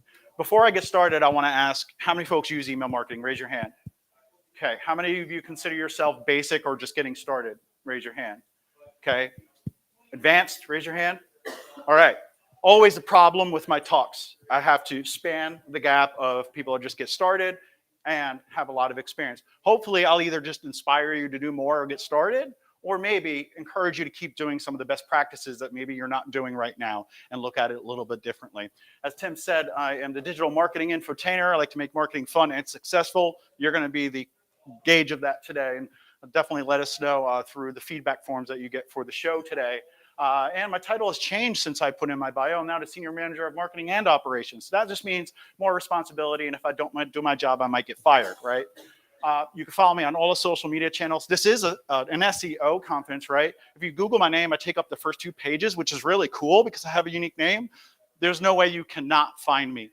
Go out, connect with me. The only thing I ask, if you connect with me on LinkedIn, make sure you customize the note that you send to me and just say you saw me here or met with me. I do not accept blind invites. It's just a personal rule that I have, but you may get a response if you click that connect accidentally without putting anything in there, and then I would end up having a cool Zoom call with you. And if that's okay with you, we can have that happen.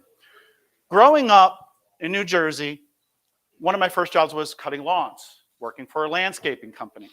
And I always thought blue collar was the way to go. You can work a lot of hours and develop some skills, blue collar skills, and make some good money. And I was very successful. I started to manage crews and I made the owner a lot of money.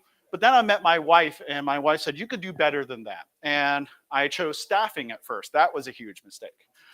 You're either making the lives of other people by giving them their dream job or calling them out of the blue and saying, you're now released. Sorry to let you go. And I've had to release 100 people at one time. It's not a great feeling. A lot of stress and there's a lot of time commitment. Kind of sounds like marketing, right? So I pivoted over to marketing and now I'm a marketer. And I do a lot of the things that we'll talk about today with email marketing. And I've learned about email marketing over time. And it is a living, breathing organism. Over the years, my wife has trained me that you are better than what you think. Same thing as a marketer. You need to do better, think better, and be better. I end up being really good at email marketing. I work for Eye Contact. I've been doing it for 12 years, and I've always thought I knew about email marketing, but I'm always still learning. Enough about me. Enough about getting old, all that. Let's dive in. I'm probably boring you to death right now, and you're hopefully eating some pretzels with beer cheese. That look pretty good. All right, email marketing has been around for 32 years, but yet it's evolving. It's getting better with time.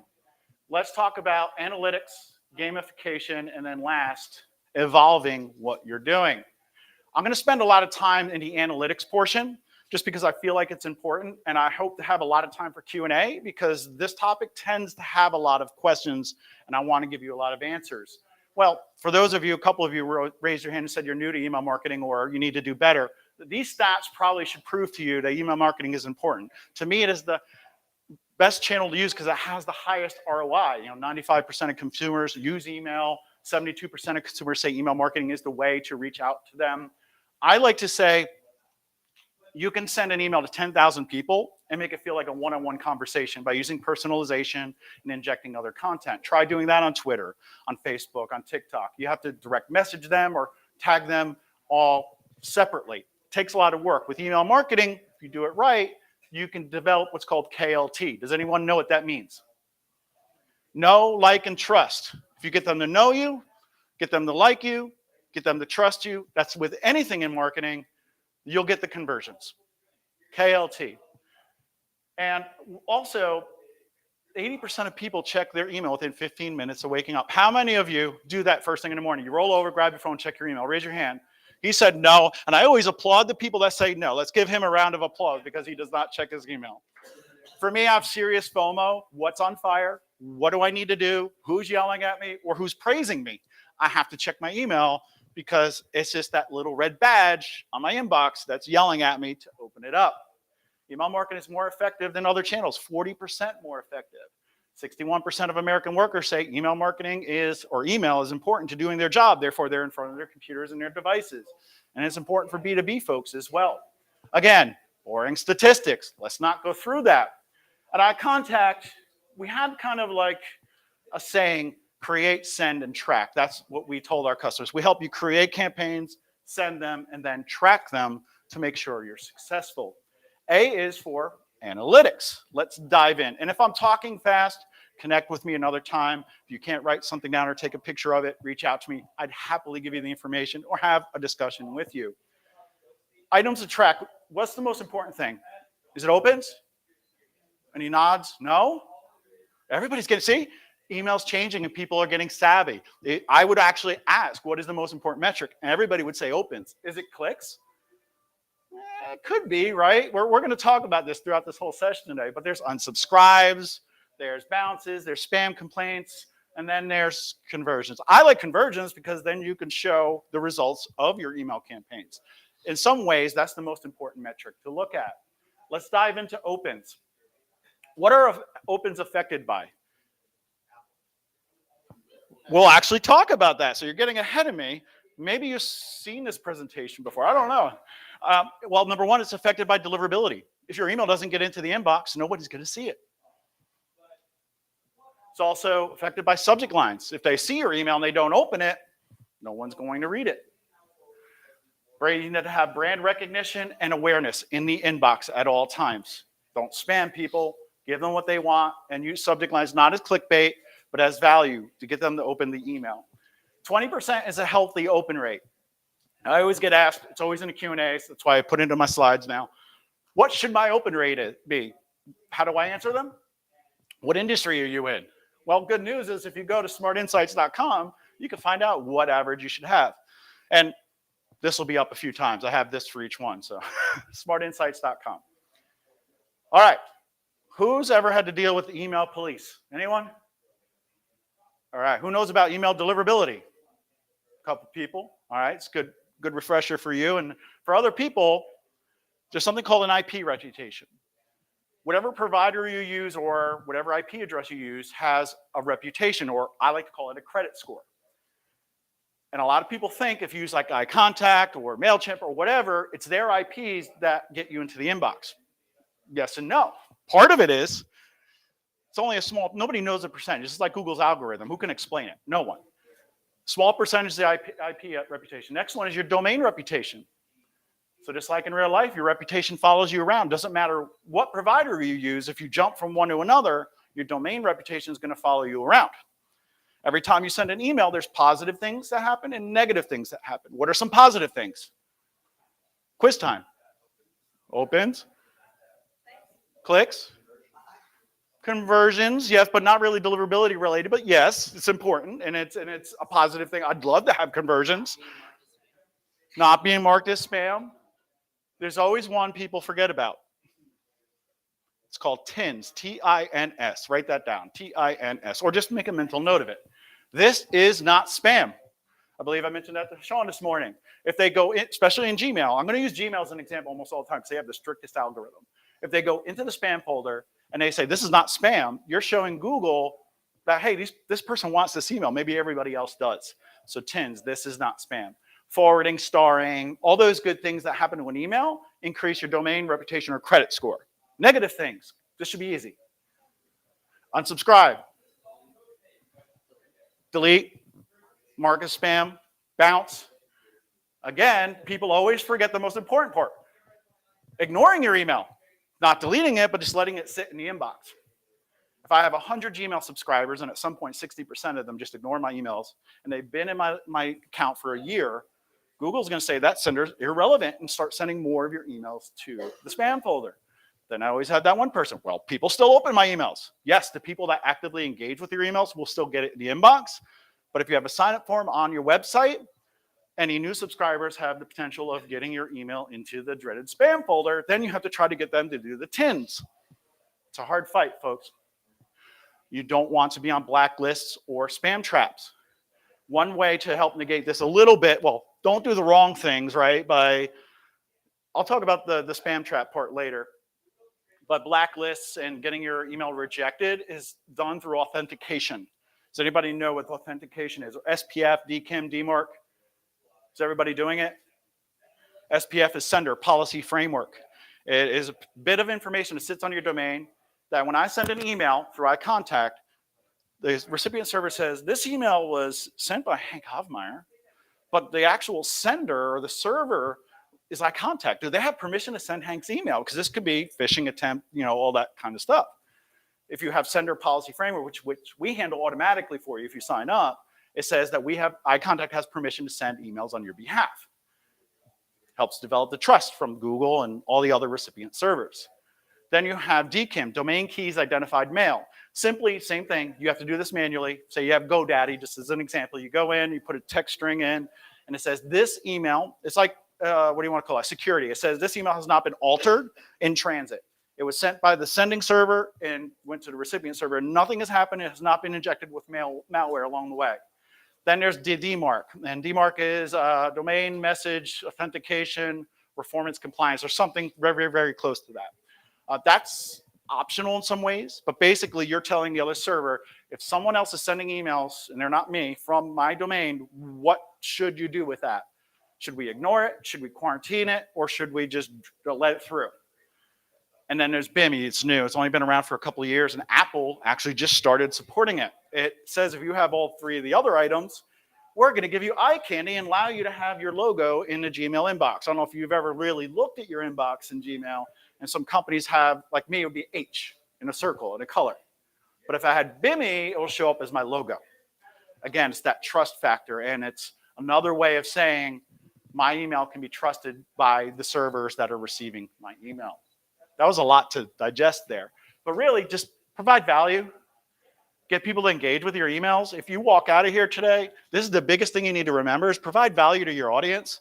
As marketers, we're always saying what we want to and always selling what we want to, not giving what the audience wants. Look at it through their lens, develop personas, all those good things. All right, what is the first thing people see when you send an email if it gets delivered? Subject lines. All right, so that's the first thing you need to focus on.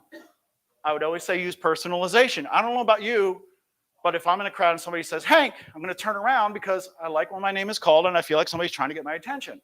But then again, the curse of my name and getting old and having bad hearing, if somebody says, hey, I think they're saying my name too.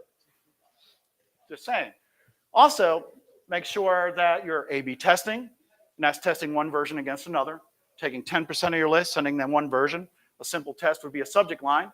Hey, Hank, I heard you like cool shoes. And I do. I really do. That would be my subject line. Then the second one might say, shoes are on sale. Send that to another 10% of your list. So you have 10 and 10. Then you wait about 24 to 48 hours.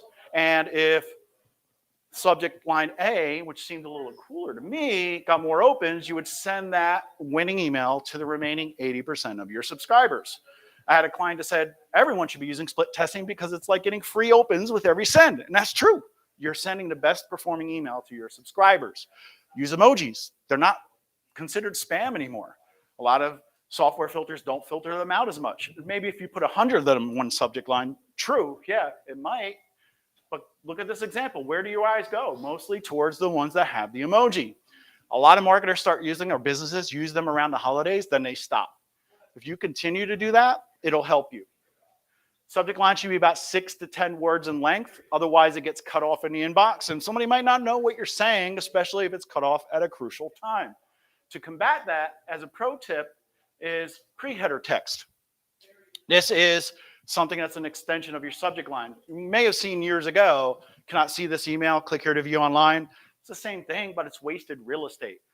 Hank, comma, we heard you like cool shoes, subject line in bold. The pre-header text or the extension of the subject line could be free shipping on orders $50 or more. I've extended my subject line and I've increased the propensity of me to open that email. All right, brand recognition, getting into the inbox, getting your emails open creates that brand recognition. Then hopefully they're going to start clicking on your emails. I say measure click to open rates because it's the most important to measure. A lot of people say, I want to measure my click rate. But you're taking people that have clicked versus the people you sent to. That is not an accurate analytic to track. What you want to do is make sure you're looking at the amount of people or the percentage of people that clicked versus opened your email.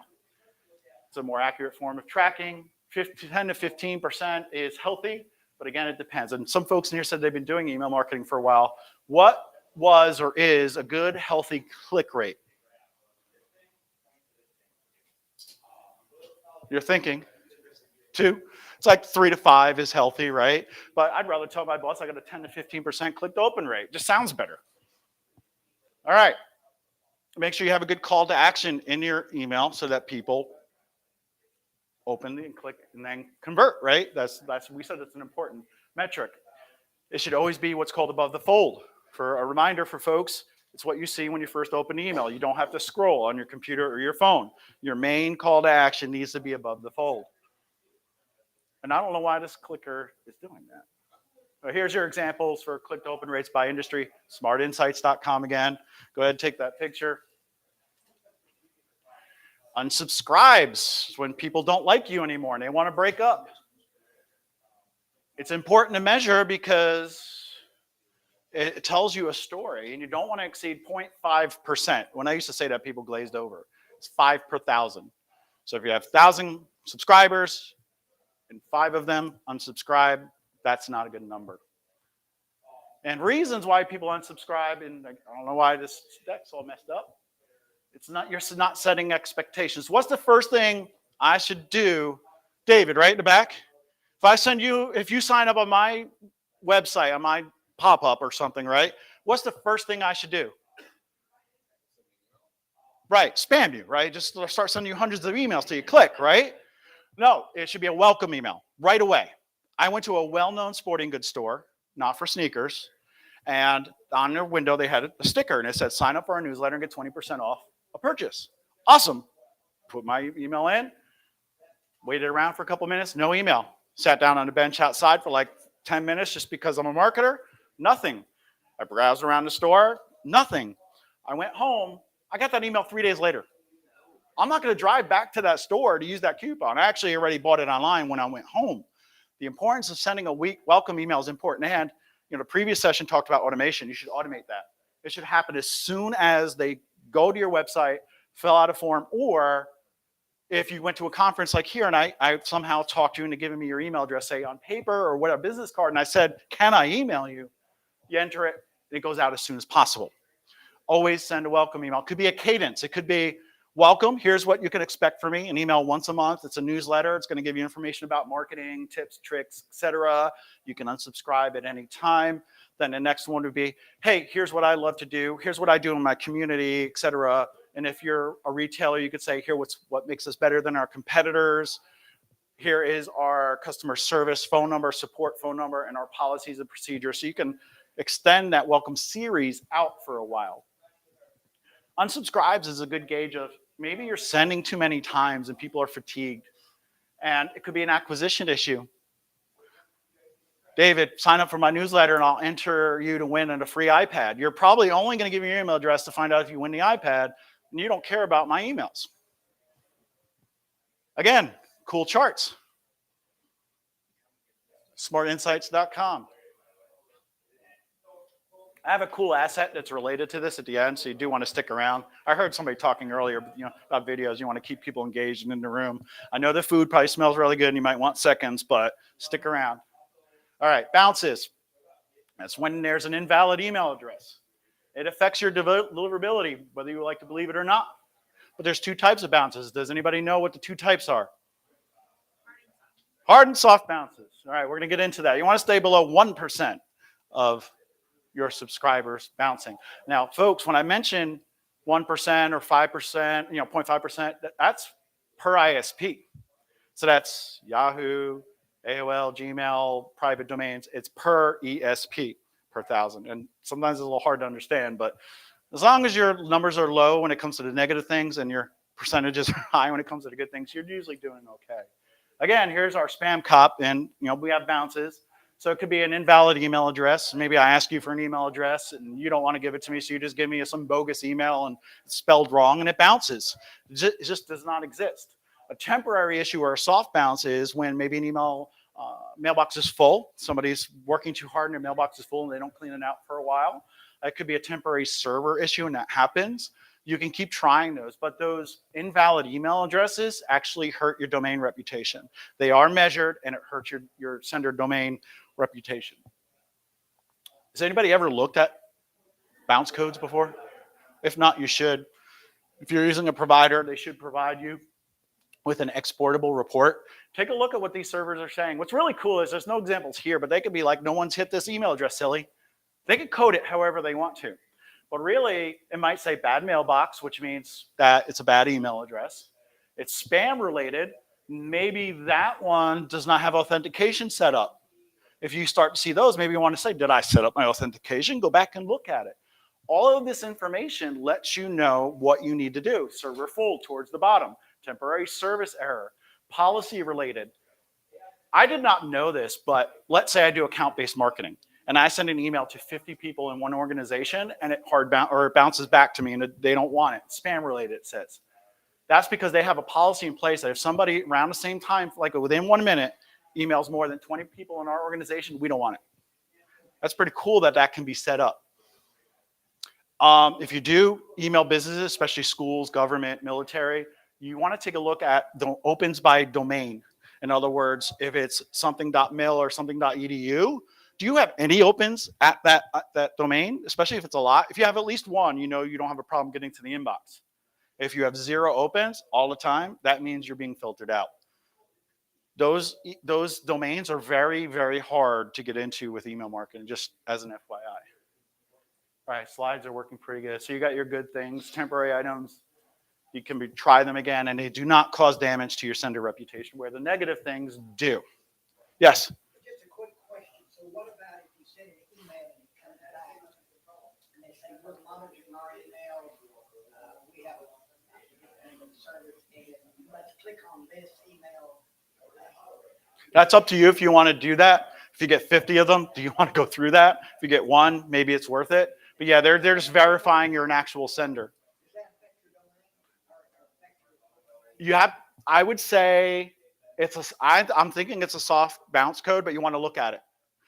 Usually 400, you saw the numbers in the table on the left, means it's a soft bounce, and 500 is hard. I've seen them miscoded too.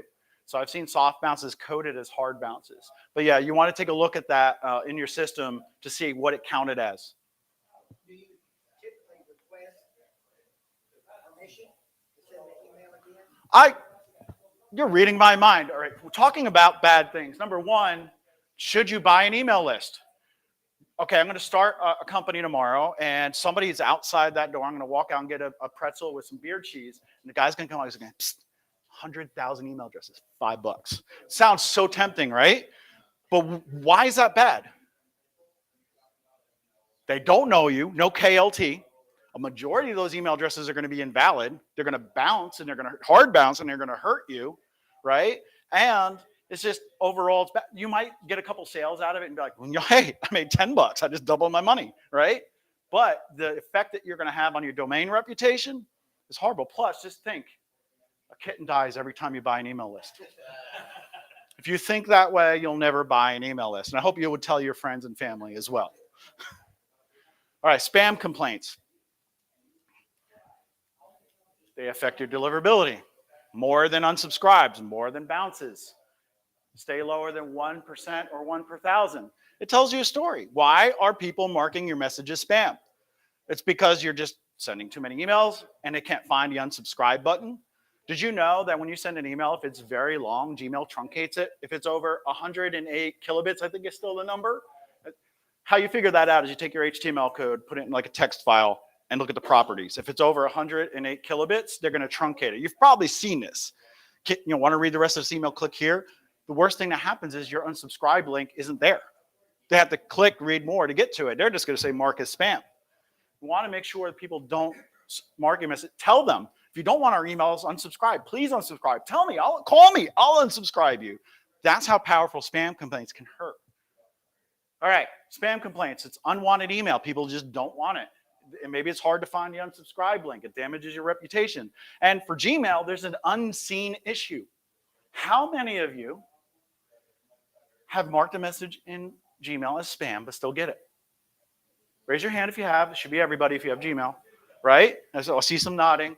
It's because other people maybe have not marked it as spam and they're engaging with it and they're trying to give that person that chance. Maybe you really do want Hank's email. But after a few times, it does go to spam. So it gets repeatedly marked as spam. And you know what happens with Gmail is you keep sending to them. Even though they mark you as spam, it just goes to the spam folder. Whereas other providers like Yahoo and all that usually give us a signal back and I contact other providers and we'll remove them from your list. Where Gmail, like I said, remember before I said 100 Gmail subscribers, 60% of them are ignoring your emails. They're probably ignoring it because they're not even seeing it. Conversions. Well, they don't want me to talk about conversions. The computer. All right. How many of you use Google Analytics? Probably everybody. Track your email campaigns above and beyond clicks. Do any of you do that now in Google Analytics? Do you measure? Cool. Love it. We're going to nerd out together, I guess, in a couple slides here. You can find out how much revenue each email address is giving you if you have it connected to e-commerce in Google Analytics. And you can find out how much email affects last touch attribution. Maybe you're the email marketing manager or you're your own company. You can find out, hey, email made me $100,000 last quarter, but it's also helped me get an additional $25,000 by not being the last touch, but being first, second, or third touch attribution. First, take a look in your Google Analytics with iContact. It's the UTM parameters or iContact email, and I can see this client made $3,600 in whatever time frame this is. Let's say it's in a week. Pretty good numbers, and you also get to see other metrics with Google Analytics. And then you can also, with the ad content, put in your subject line so you can see which emails are actually performing better. And then here is the last touch attribution. We see email also assisted with an additional 188 conversions for $1,500. That's powerful data right there to learn how email marketing is performing. And now let's go to G, right? You probably forgot about G, right? Gamification.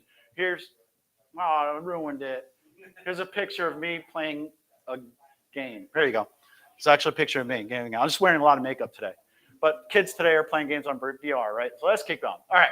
Should we play games in email? Yes. Incorporating gamification helps. It increases engagement, builds loyalty, and releases serotonin, and keeps people engaged and want to do more. Engagement, you can award people, and then also creates a little bit of competition.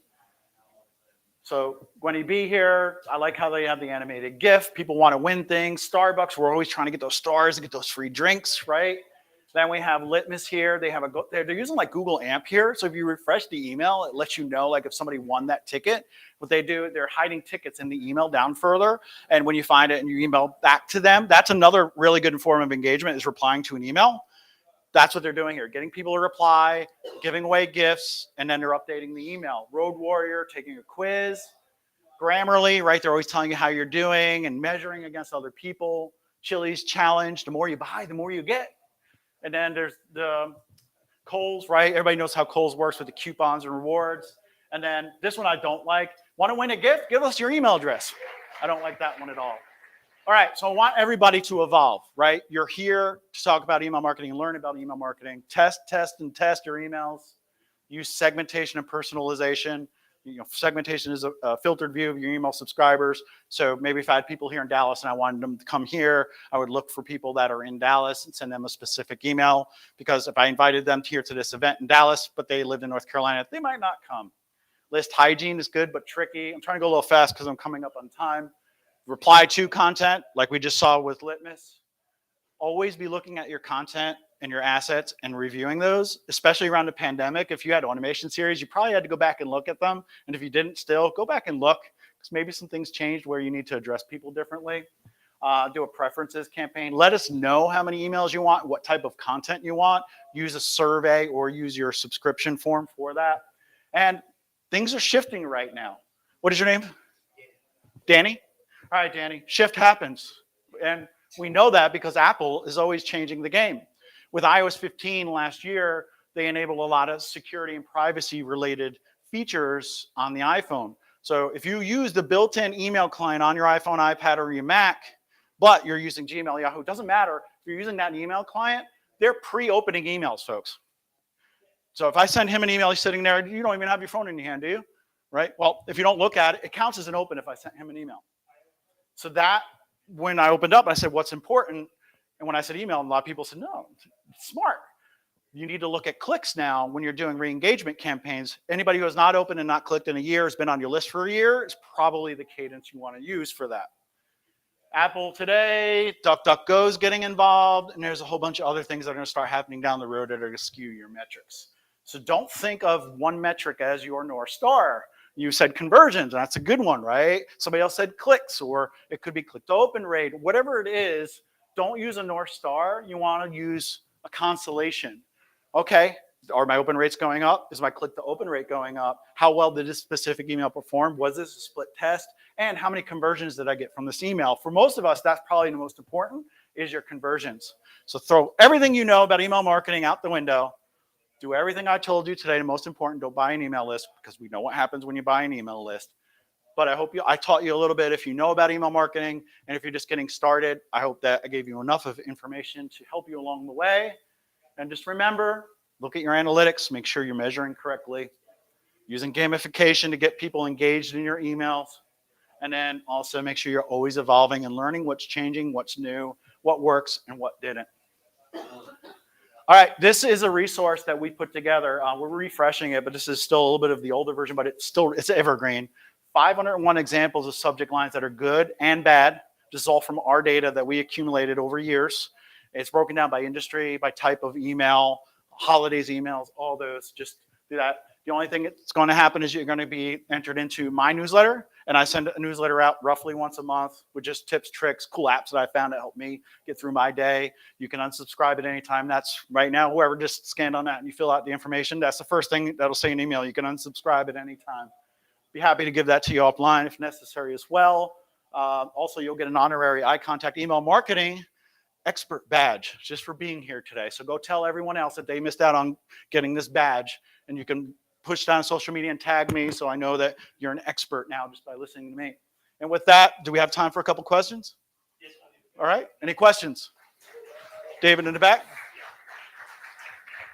Is it possible to set mobile and desktop subject lines? Separately? Separate, I mean, yeah. Not that I know of. I don't think there's any platform that does that. I mean, there's a couple of unique platforms that do like weird ways of video injection into emails, right? That's why I had to hesitate. But I don't think there's a way. Google AMP probably. But if you know anything about Google, they spin up these cool new tools and then they kill them off a couple of years later. Google AMP was this way to do dynamic content. Like if you got a calendar invite from someone and it changes in that same email. Same thing with using Google AMP for your email marketing. You can have it change right in the inbox and get it refreshed. But the thing is adoption. Nobody's adopting it. Email coders are not adopting it because they think and they're afraid it's going to get killed off. So Google AMP, you might be able to do that. I'm not 100% sure, but I don't know of any provider that does it. Great question, though. I got one up front to you here, but Sean. So you talked about this is not spam. Would there be any sort of benefit to having like a group of like 50 people that all agreed? Like you'd add them to the list and then they would do that activity to sort of bump your trust. You know what I'm saying? Like I add 50 of my friends to this list for the sole purpose of just checking to make sure. And if there's is a way, it worth the effort, I guess is the question. I'm going to say probably not, because Google will probably figure out some way that happened, right? Especially if it's around the same time frame or something, somehow, right? Shared, like if it's in the same office, same IP address, they're definitely going to know. But one thing I didn't mention is doing a plain text email, right? That's where there's no hyperlinks, there's no images. They say that helps bump your ability to get into the inbox, but you don't want to abuse it. You do it like once a quarter. Hey, just checking, especially somebody like you, like a consultant or something like an agency or whatever. You could do those one-on-one, like, hey, just checking in. Sometimes Google won't let us in the inbox, and this is what this is for. Or just a simple statement or a quote, right? Maybe some people can get away with a quote. Send that plain text. Usually they call it a dead cat bounce. I don't know why. I guess it's like if you drop a dead cat, it's going to bounce a little bit, right? It's not going to jump back up. I didn't coin the term, folks, but they basically give you a little bit of a lift with your inboxing because of that. Who had the other question? Yeah, it was one up front. Can you repeat what you said about the ABM stuff about if you send an email to more than so many people at a company? Because I'm doing a lot of work with cold emails and ABM. So any tips you have there? LinkedIn. Would appreciate. Yeah. What do you call why is my brain fuzzy right now? The system administrator at a company, right? Whoever handles the servers. They can go in and put certain rules, especially if they use Outlook or Barracuda, which is like a network platform. They can go in and say, they can put weird rules in there, right? If it's somebody named Judy, right? We don't want emails from Judy or whatever that is. And it gets blocked before it even gets to their inbox or their spam folder. It doesn't even reach the recipient. But that's why I said take a look at your opens by domain to see if you have that issue. Then what you could do, if you do get in touch with somebody, say through LinkedIn, and they want to be an advocate for you, a cheerleader, you can ask them to go to the system administrator, whoever it is, to get you whitelisted. And if that happens, that's like the golden ticket. One more question over here. No? Yep. They can say, we don't want emails with the word Hank in it, right? Whatever it is, they can set it up. Just a quick question. I have a list that I maintain of clients, prospects, people that have requested information. It's a good, clean list. It's only people that have responded. They get email from me, and I mail it about 4 times a year. Recently, in the last couple of years, I see a whole lot of bounces just because that email is no longer valid. I guess people obviously are changing emails addresses. Maybe they're moving. Any hints on that to lower that? It'd be interesting to know if they've gone a long time without opening before that bounce happens. Because say you bought a list, or let's say I don't email often. I send an email today to you, and then I don't send anything to you for 3 months, but you change your email address and it's no longer valid, right?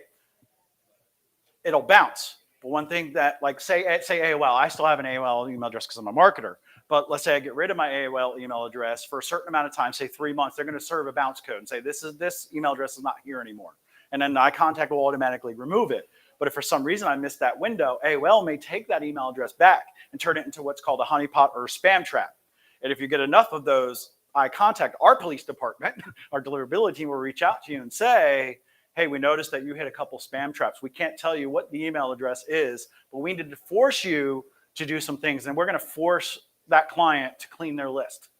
You can now only email people that have opened or clicked within the last 30 days, 3 months or 6 months or something like that. But yeah, look at the analytics, look at the bounce codes, look at the history of some of those contacts to see if it tells you a story. Awesome. Everybody give a big round of applause for Hank for coming up. Thank you. We wanted to give you this Thank you. gift. I love seeing Hank presented this. I always learn a lot. I'm super excited to get the badge. You'll be seeing that on my LinkedIn, too. So I thank you guys. Next up, we have Ruth Reedy is going to be in this room. And we've got a couple minutes if you want to pop out and refresh your snacks. Thank you so much for coming out. Sure. I tried your form with your QR code and I'm getting an error. Oh, no, I hope everybody's not. I feel like someone else would have said something, so it might just be me. Oh, I wonder if they fixed it. Apparently there was an issue with an AWS certificate. I wonder if that's part of it. Okay. I wonder if anybody else had that issue. So I'll give you my card. You are? Oh, interesting. Here, the email address is good, but everything else is not. I just carry the rim. Just send me an email to say you need it, and I'll send it to you. Thank you. Welcome. Thank you for coming. Thank you. Thank you for coming. To follow up on my question, I have people in my database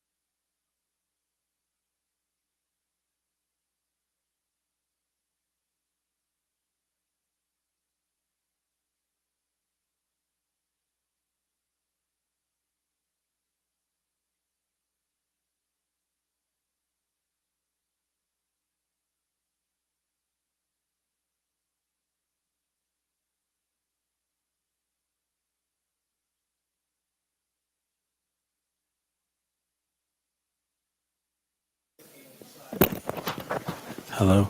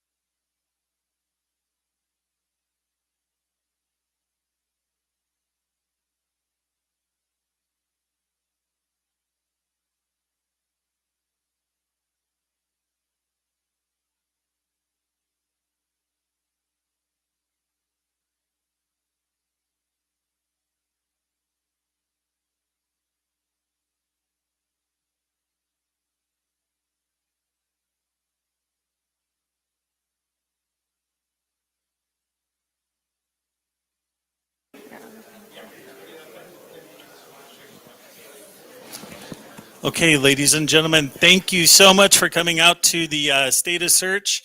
My name's Tim Shane. I'm a board member at large and the virtual sponsor.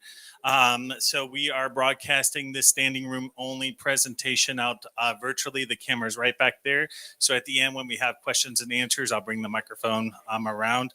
It's my pleasure to announce to you Ruth Berth Reedy. She's the CEO of Upbuild, a marketing agency. And she is specializing in technical SEO, advanced web analytics, and whole funnel digital marketing strategy. Ruth has been working in SEO since 2006, including stints at agencies, and as an independent consultant and in-house at companies like Real Networks and Moz. She has been a regular at State of Search. She's been a regular State of Search attendee and speaker since 2012 and is delighted to return. Ruth lives in Oklahoma City with her spouse, kid, and dogs. Let's give a warm welcome, ladies and gentlemen, to Ruth Berth Reedy. Hi, everybody. I'm so excited to see all of you here, standing room only. Very excited that you're excited to talk about Screaming Frog. Fun story about me. I do live in Oklahoma City, where I have lived for the last 9 years. The first time I spoke at State of Search, it was the second time I've spoken at State of Search, but the first time I spoke at State of Search after I moved to Oklahoma City, I got up and I said, "Boomer Sooner." That did not go over well. People did not like that. So I'm not saying that this time. I also don't care about sports. And I live in Oklahoma, but it turns out there are people who don't care about sports in Oklahoma.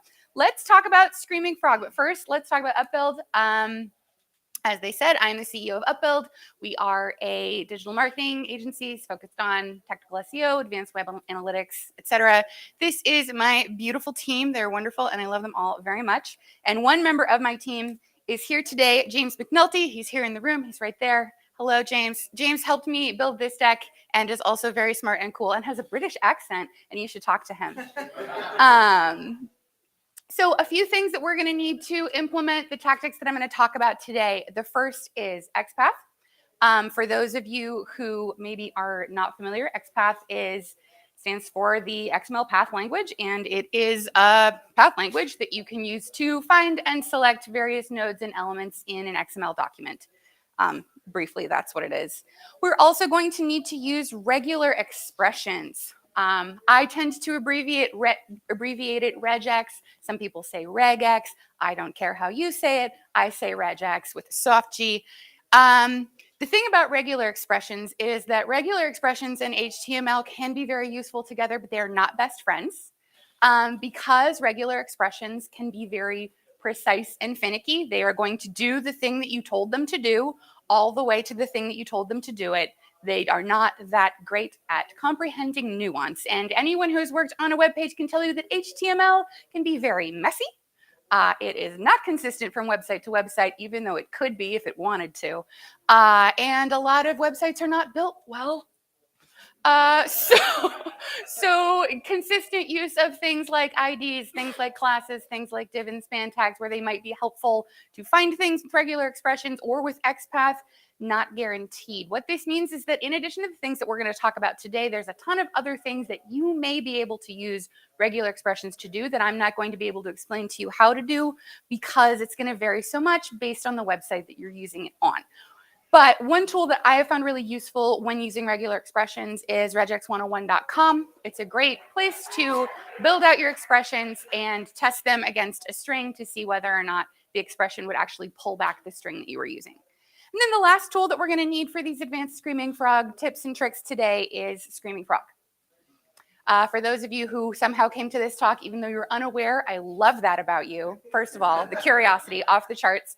Screaming Frog is a SEO spider tool. It is a tool that you can use to crawl a website and pull out and give you all manner of pieces of information about it. But for today, let's not think of it as Screaming Frog. Let's think of it as Dreaming Frog. Because what we are going to do today is we are going to talk about how you can use Screaming Frog to pull out the pieces of information that are your wildest dreams about what you might like to know about your or anybody else's website. If there's one thing that I want you to take away from this today, it's all of the different things that Screaming Frog can do. We're going to have a lot of screenshots. There's going to be some code. You are going to get the slides after the conference. I double checked that right before the session. So don't freak out if you can't tell exactly what I might do. If you don't write down the whole line of code, you'll get that later. Instead, focus on what's possible with Screaming Frog and start thinking about how you can use that in your own work. So starting with part one, we're going to talk about all of the different things you can do with my favorite functionality of Screaming Frog, custom search and custom extraction. All of this is going to be found under the configuration menu in Screaming Frog under search and extraction, respectively. Let's start out real simple. Like many people, you probably, as you're building new pages and new websites, especially if you're doing a website relaunch or rebrand or a new site, you might have a time in your life where you're using some placeholder text. And if you're anything like me, the idea that you might launch some of those pages into prod with that placeholder text still in place keeps you up at night just a little bit. You're thinking about it. That's okay. That's good. You can use Screaming Frog really easily to find whether or not there's still placeholder text on a page. You can use this on your staging site, or God help you, on your live site.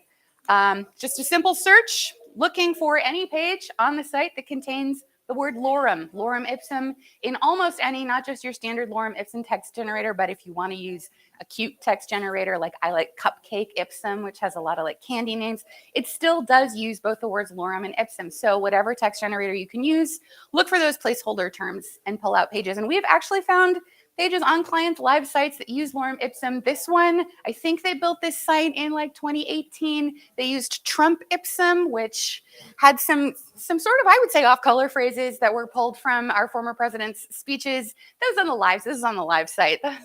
Little embarrassing. So this is the kind of thing you can find really easily with Screaming Frog. Number two, just keeping it real simple at first, extracting more than 2 headings per page. So if you've used Screaming Frog, Screaming Frog's built-in functionality automatically pulls in the H1 and H2 tags off of a page. You don't have to stop there. You can pull in as many heading tags as you have, as many as you want. All you need to use for that is XPath, and this is a very, very simple XPath that just says, anywhere on the page, find an element called H3 and then extract the text. So with custom extraction, there's a few different extraction options. You can extract the internal HTML. In this case, I want to know what those heading tags say on every page down to H4, H5, H6, H12. However far down that rabbit hole you're going, you can set up as many custom extractions as you need to pull that in and get that data. That's especially useful if, like me, you get really up in arms about the use of heading tags instead of CSS styles to style site-wide elements. It's really easy to pull out and say, look at this chart of your footer with an H3 tag in it on every single page of your website. Please fix that. This is kind of a classic Screaming Frog hack, but it's something that I use all the time. Checking tag coverage. The example that I've used here are your GTM, your Google Analytics, and your GA4 tags. It's really easy to create a regular expression to say, look on this page, find this pattern of things. So we're looking for GTM dash and then 0 or more of any character. And that's going to return you your GTM, your GA, your Google Analytics 4 tags. That's great. And this can be really useful with a new client if you suspect they might be running multiple profiles, have multiple instances of a tag. If you don't know what their GTM tag is and no one at the client can tell you, which has happened to me, you can pull it out and say, here are the pages that have this code on them. But for me, what I am often more interested in, and then you can use this regular expression to custom extract and pull out what those tags actually are. For me, I'm often more interested in what pages do not contain that GTM, that GA, whatever tag code you have. It's very easy to just run a search and it will return for you all of the pages that don't contain that code. Now, something that is important to talk about right now is that Screaming Frog is a spider tool. It is a crawl tool. In its default state, it is going to start at whatever URL you give it and crawl along the linked pages to every other page that it can find on the site based on the limits that you set for it. That is a problem when checking for tag coverage because of what?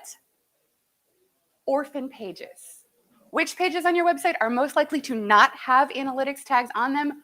Orphan pages. Which pages on your website can Screaming Frog not find?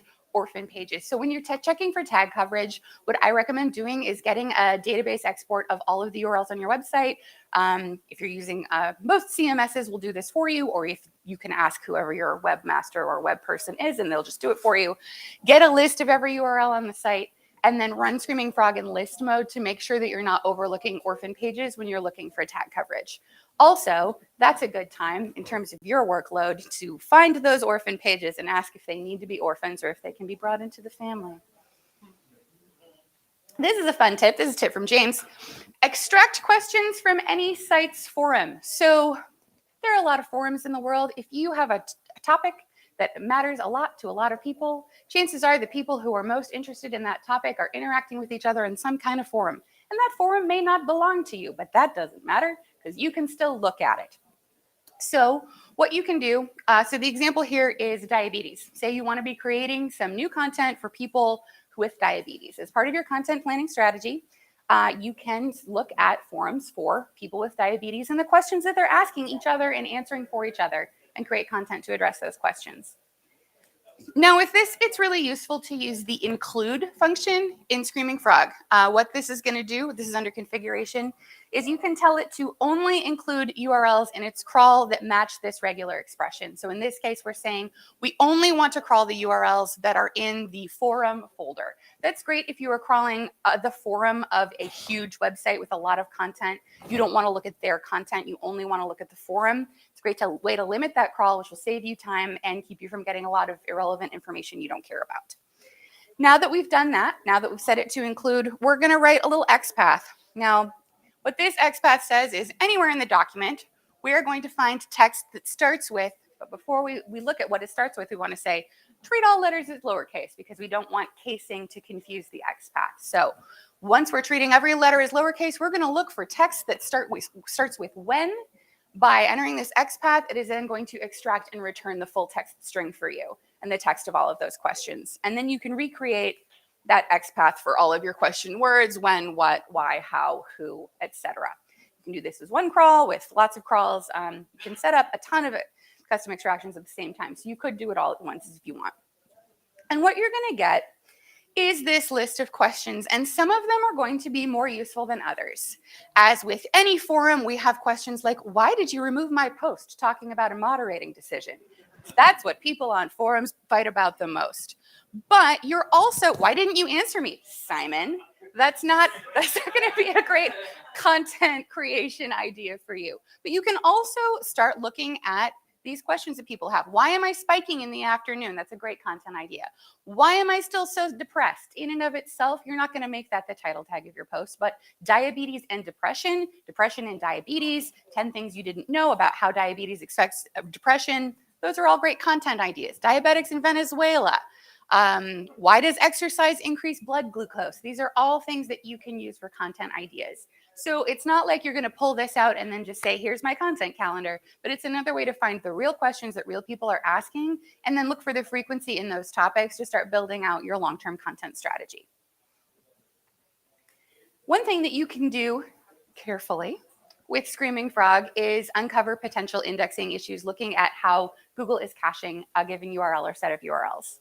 So if you've been in the search engine results page, you've probably seen this little 3-dot menu next to any given search result. You can click on that, find the About This Result panel, which will show you, among other things, that this URL is cached. If you click on the cached URL, it takes you to a Google server document that has a little message up front that says, here's Google's cache of this URL, and it tells you the date and time in GMT when this was cached. Now, this is a web page, which means that we can, among other things, inspect it in the dev console. So inspecting this element in the dev console, we can see that Google, who knows HTML, has given this a really nice, clear little ID for the whole div, and then each piece of information is contained in a span tag, including this sentence, which is the second span tag in this div. What a beautiful HTML result for us to play with. Because this is so nicely coded, we can then create an XPath that says, on this page, find a div, find an element with this ID, and then within the first div tag, find the second span tag. That's going to pull out the text. If we then pop it into a custom extraction, we can then extract the text from that little span tag from a Google user content URL. Then all we have to do is prepend our list of URLs that we're interested in finding the cache date with this URL and query string parameter, and then fill in the URL that we want to crawl. Fun fact, By doing this, you are crawling Google and scraping Google, and they don't like that. So do this judiciously, because you're probably only going to be able to do it once or twice from a given IP address in a given period before they make you stop. But carefully, intentionally, it is something that you can do. So once you've got your prepended list of URLs, you can use list mode in Screaming Frog, upload those and crawl them, and you'll wind up with a result like this. And you can see, okay, October 2nd, October 9th, October 8th, like all of these URLs were cached around the same time. That's probably not a problem. This URL has not been cached since August 29th, 2022. What's that about?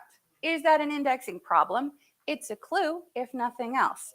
And by doing that, I would recommend, again, because you have to be a little careful with this, using this when you already suspect you might have indexing issues to spot patterns in your indexing. It is especially great if, like many people, you cannot convince anyone to give you their server logs. Give them to me. You're not even using them.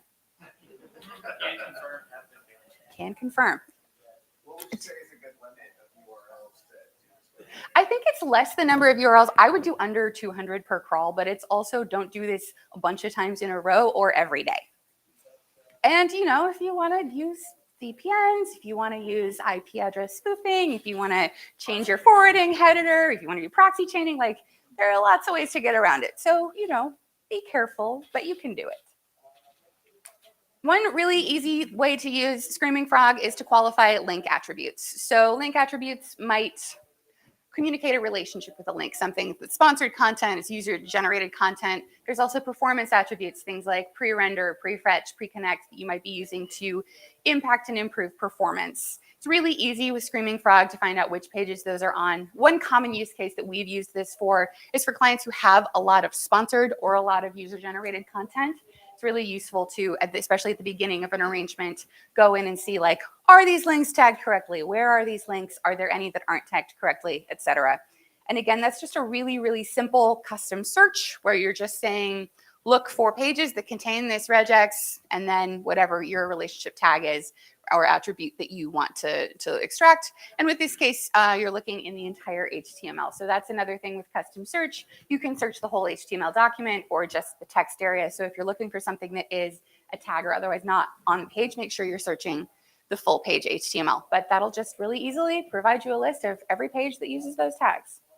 So those are just some of the many, many things that you can do with custom search and extraction. Like I said, because of the way that regular expressions and HTML are not best friends, there are a lot more things that you can do with your own website if you don't mind spending an hour banging your head against a wall, crafting the perfect regular expression, which is what happens when you use regular expressions to do anything. You can extract so much information about your website. So think about what you want to know, and I bet you can figure out a way to find and extract it. So let's talk about automated tasks. How are we doing on time? So good. No, you slow down, Ryan Jones. I'm too excited. Automated tasks.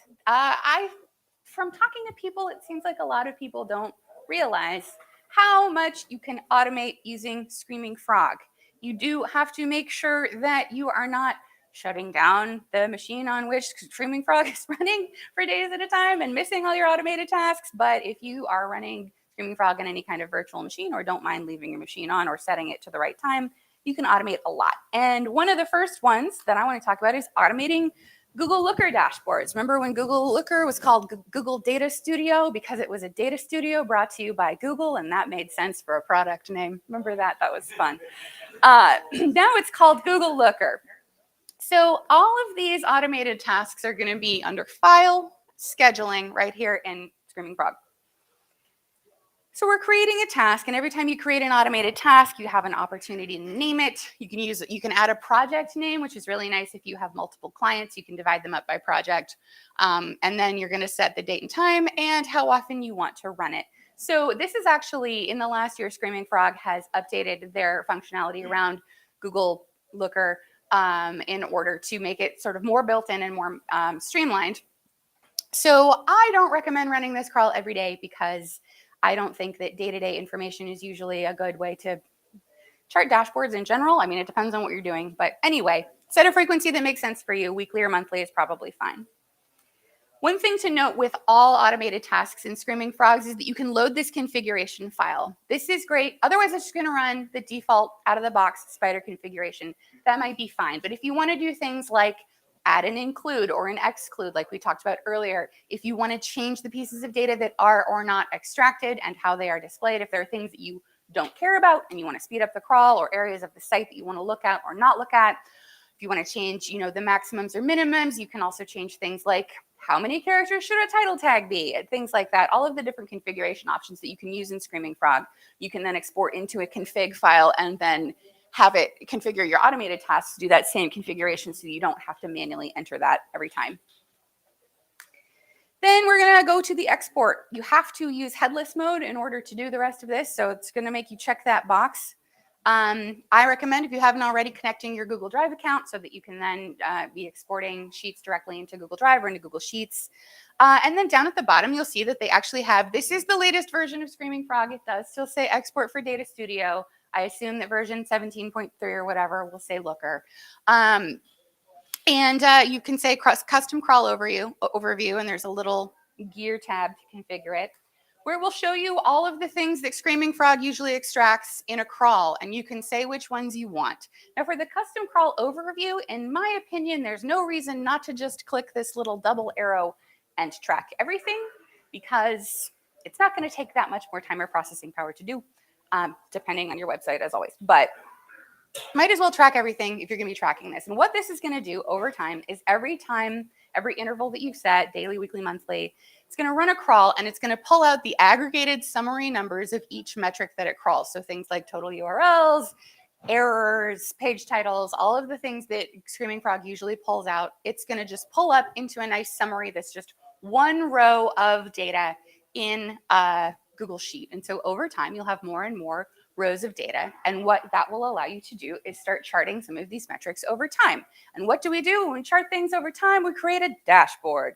So in Google Data Studio, you can then in Google Looker, you can then hook up the Google Sheet that you're exporting this data into, and then use that to drive a dashboard. Great news about this scheduling task is that once you've got that set up, you can then hit duplicate, and then all you have to do is change which website it's crawling, and you can set this up for all of your clients. And depending on how many clients you have, you can set this all up in about an hour. That allows you to build dashboards that can look like this. So over time, you can look at things like the total number of URLs you're finding, your indexability. Indexability is a word that Ryan Jones loves. Internal HTML over time, whatever metrics you care about graphing over time. Just because you're capturing them in your sheet doesn't mean you have to include them in your dashboard. But whatever your client cares about, your data stakeholders care about, you can start charting those over time, which is great. However, sometimes what we want in a dashboard is not metrics over time in aggregate. Sometimes we want individual pieces of data, and that is going to not be represented here. Sometimes the client looks at that and says, well, wait, what happened there? What happened there? And sometimes there are individual pieces of data that we want to get a little bit more granular around. We can do that too, and just in automated fashion. So we create a new task. I called this one 404 errors because that's what we're tracking. I'll load our config file. Now for this, we're overwriting files in output. In general, if you only care about the most recent crawl, you might as well set it to overwrite files so you don't have a million files. And then in bulk export, we're going to say, okay, what do we want? I only care about which pages are throwing a 404 error for the purposes of this example, for the purposes of this pretend dashboard. That's going to create a really nice little Google Sheet right here in my Google Drive. Looks like that. I can hook that up to Google Looker just as easily as my other sheet and pull in the pieces of data around those 404 errors that Screaming Frog is populating that sheet with, and create a nice little list of what's going on right now. So you can see right here, this is a bunch of stuff on the staging site. But this gives us a good idea of what is happening and where we are still kicking up errors. That then over time, if we're working to reduce those 404 errors, we can look at the dashboard and say, here are the remaining pages that are still kicking up an error. You can do that with any piece of data and have it be just as automated. You only have to do it once, and then you can look at that dashboard. I like to, this is something that A lot of people do. I think with all of these automated tasks, it's really useful to, within the dashboard, remind yourself and your clients about when this updates so that they're not like, why isn't this different? Well, is it Friday? No. So it's the same as it was last time you looked at it 2 days ago, which was also not Friday. This is a tip that I just came across as I was doing research for this talk. You can automate XML sitemap generation. A lot of websites are on a CMS that's going to do that automatically. If you're on WordPress, if you're on Shopify, if you're on a lot of the major CMSs, chances are you have some kind of plugin generating an automated XML sitemap. If you are on some kind of, God help you, custom CMS, you may not have the capacity to do that via a plugin. You can use Screaming Frog to do that. This is a tip to credit where credit's due that I read about in a blog post by a guy named Logan Ray, right there on the Screaming Frog website. If you want to read the post, it's linked in my slides. But to do this, you can just automate an XML sitemap crawl. Then you're going to set the output to create XML sitemap, intuitive. And then you can, and this is another SEO, like it depends area. How we're going to do this depends on a lot of stuff, but you can then use reverse proxies to push this data to a place that is live and accessible on a web server that your website can then find. You can then use reverse proxies to set your sitemap.xml page to pull in information from this automatically updated sheet on a regular basis. Here's a chart about reverse proxies that I included because I felt like I needed a slide about this, but it's too complicated to explain in the next 15 minutes. So we're custom extracting, we're custom searching, we're automating tasks, we're feeling very good about ourselves. Part 3, here are some other things. I originally called this section other cool things you can do. It is now called scale and compare, which is slightly more descriptive, but not that much more. So here's something that sometimes happens. You're running Screaming Frog. You're like, this crawl is going to take a little while. I'm going to do something else. I'm going to do work for another client. You open your work for another client. You're like, oh, I need to do a Screaming Frog crawl for them too. Well, crap. What you can do, you can run multiple instances of Screaming Frog at the same time on the same machine. Why not? Why wouldn't you? We have so much RAM. I only know how to do this on a Mac. You can probably do it on a PC too. Look it up. On a Mac, as you may or may not know, you can open any application you want from the terminal if for some reason you don't feel like clicking on something. So you can use this little opener. You can just type this into terminal and it will open Screaming Frog as many times as you want, but you don't have to copy and paste this every time. Once you have done this once, you can use Mac's built-in automator functionality to create a quick action and run a shell script that will do this for you in terminal whenever you want. Once you've created this shell script in Automator, it is a simple matter of going into keyboards and creating a keyboard shortcut, which you can do in the services menu. And then you can just have a simple little key shortcut and you don't have to find this and copy and paste it or type it in every time. Easy to do. Set it up once, run Screaming Frog at the same time, as many times as you want. Now, you might be saying to yourself, Screaming Frog already really bogs down my computer, to which I say, I know, which is why if you have a computer with a solid state drive, you should really be crawling in database storage mode. This is something that a surprising number of people seem to not know about, but it is very useful. See, this guy knows because he crawls big sites. It's very useful if you are crawling a large site, if you are consistently hitting that RAM limit. If you're like, this crawl is going to take 2 days of my computer not doing anything. Database storage mode is going to help. It's not going to fully solve, but it will help you with these problems. So to get into database storage mode, go to configuration, system, storage mode, very easy. And you can go to database storage. And what that's going to allow you to do is instead of storing all of this information in your RAM, it is instead going to store it directly to a database on your computer. A couple of other things that are really nice about this, it may not be quite as fast depending on your computer, but if, like me, you live in tornado country and you lose power all the time, running in database storage mode is going to mean that you are not going to lose whatever of your crawl you had so far because it's automatically committing it to the database. You don't have to manually save your crawl once it's completed. And that has saved me on more than one occasion. You will also need to be running in database storage mode for this next thing, which is my last tip. tracking changes. So you can use Screaming Frog's track changes mode. It's not called that. It's called compare mode to track changes for your clients. If you have clients who are not great at telling you when they push things to prod, you can start automating a crawl on a regular basis and then use the compare function to see what's changed since the last time you ran that crawl. If you have a client or if you are in-house at a place where they've got that one competitor that they're just like, they're like frenemies, they're like friends and enemies, they're obsessed with them, they're maybe a little bit in love, they think about them all the time. Yes, you know the competitor. I can see in your eyes, many of you have a competitor in mind. You can do the same thing to them. It's not your website, that doesn't matter. You can crawl anybody's website you want with Screaming Frog. And that allows you to, if they have had big changes or something happens, maybe they're ranking for a bunch of new stuff, or they've taken over the SERP for something they didn't have the SERP for before, or whatever thing it is that now your client is very upset about. If you are on a regular basis running and storing crawls for this competitor, you can very quickly say, well, what changed? What changed between then and now that could be a clue, because correlation isn't causation, could be a clue as to why this is happening. So to do this, you're going to need to run in compare mode. If you are not in database storage mode, it is going to make you change to database storage mode before you can do this whole process.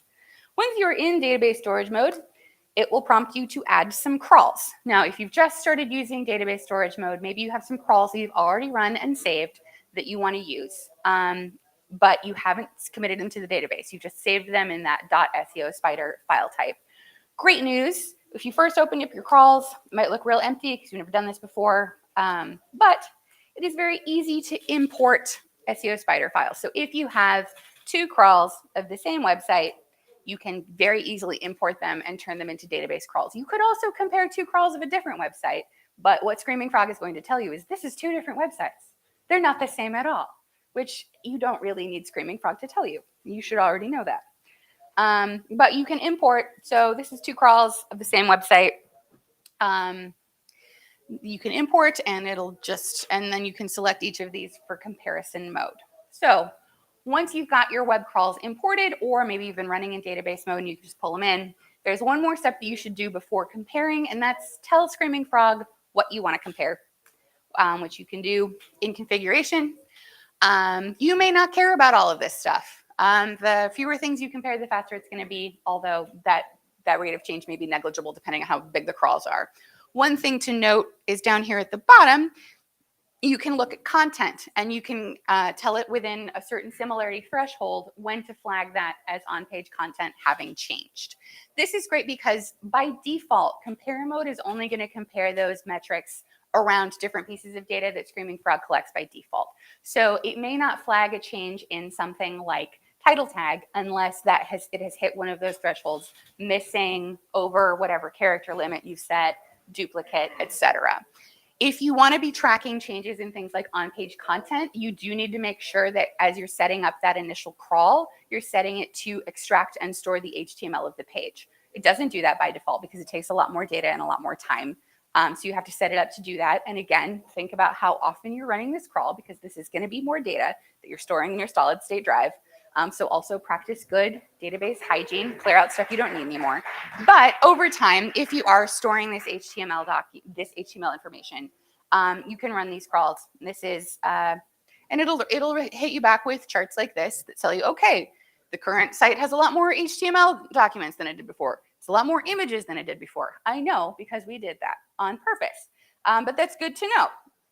But it will also tell you the change, and it will tell you how many pages had changes in things like word count, crawl depth, etc. You'll notice this area of the chart is blank, so this is what it looks like when you have not extracted that extra data. If you're not extracting the HTML, it doesn't have it, so it can't compare it.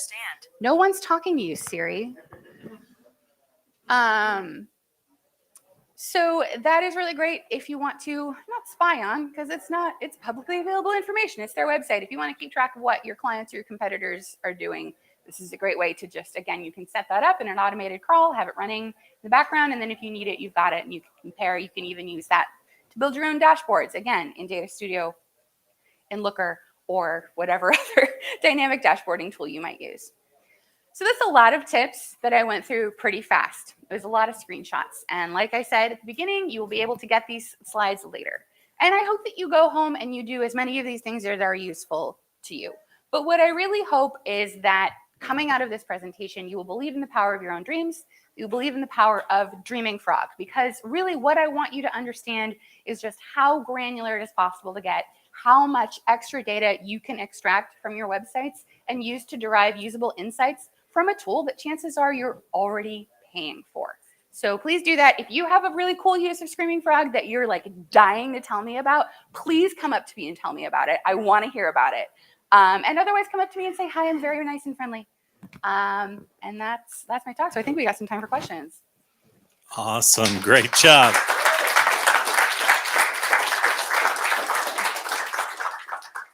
All right. What questions do we have? You covered everything. I covered everything. Did you have a question? Yes. How much of that applies to the paid version versus free? Almost all of it applies to the paid version and not the free version. So, how much of what you just discussed applies to the paid or? Almost all of it, yeah. Of the available SEO tools on the market, I think that it is the most useful for like that use to cost ratio is the best. With content teams that are deploying websites, if you had to name 3 tools and from the best to the third, which would you rank Screaming Frog, and what other tools would you compare for that team to be effective in terms of site deployments? When you say content teams that are deploying websites, do you mean new websites or publishing content on existing websites? Sports policies and new websites. Okay, and what are you trying to do with that information?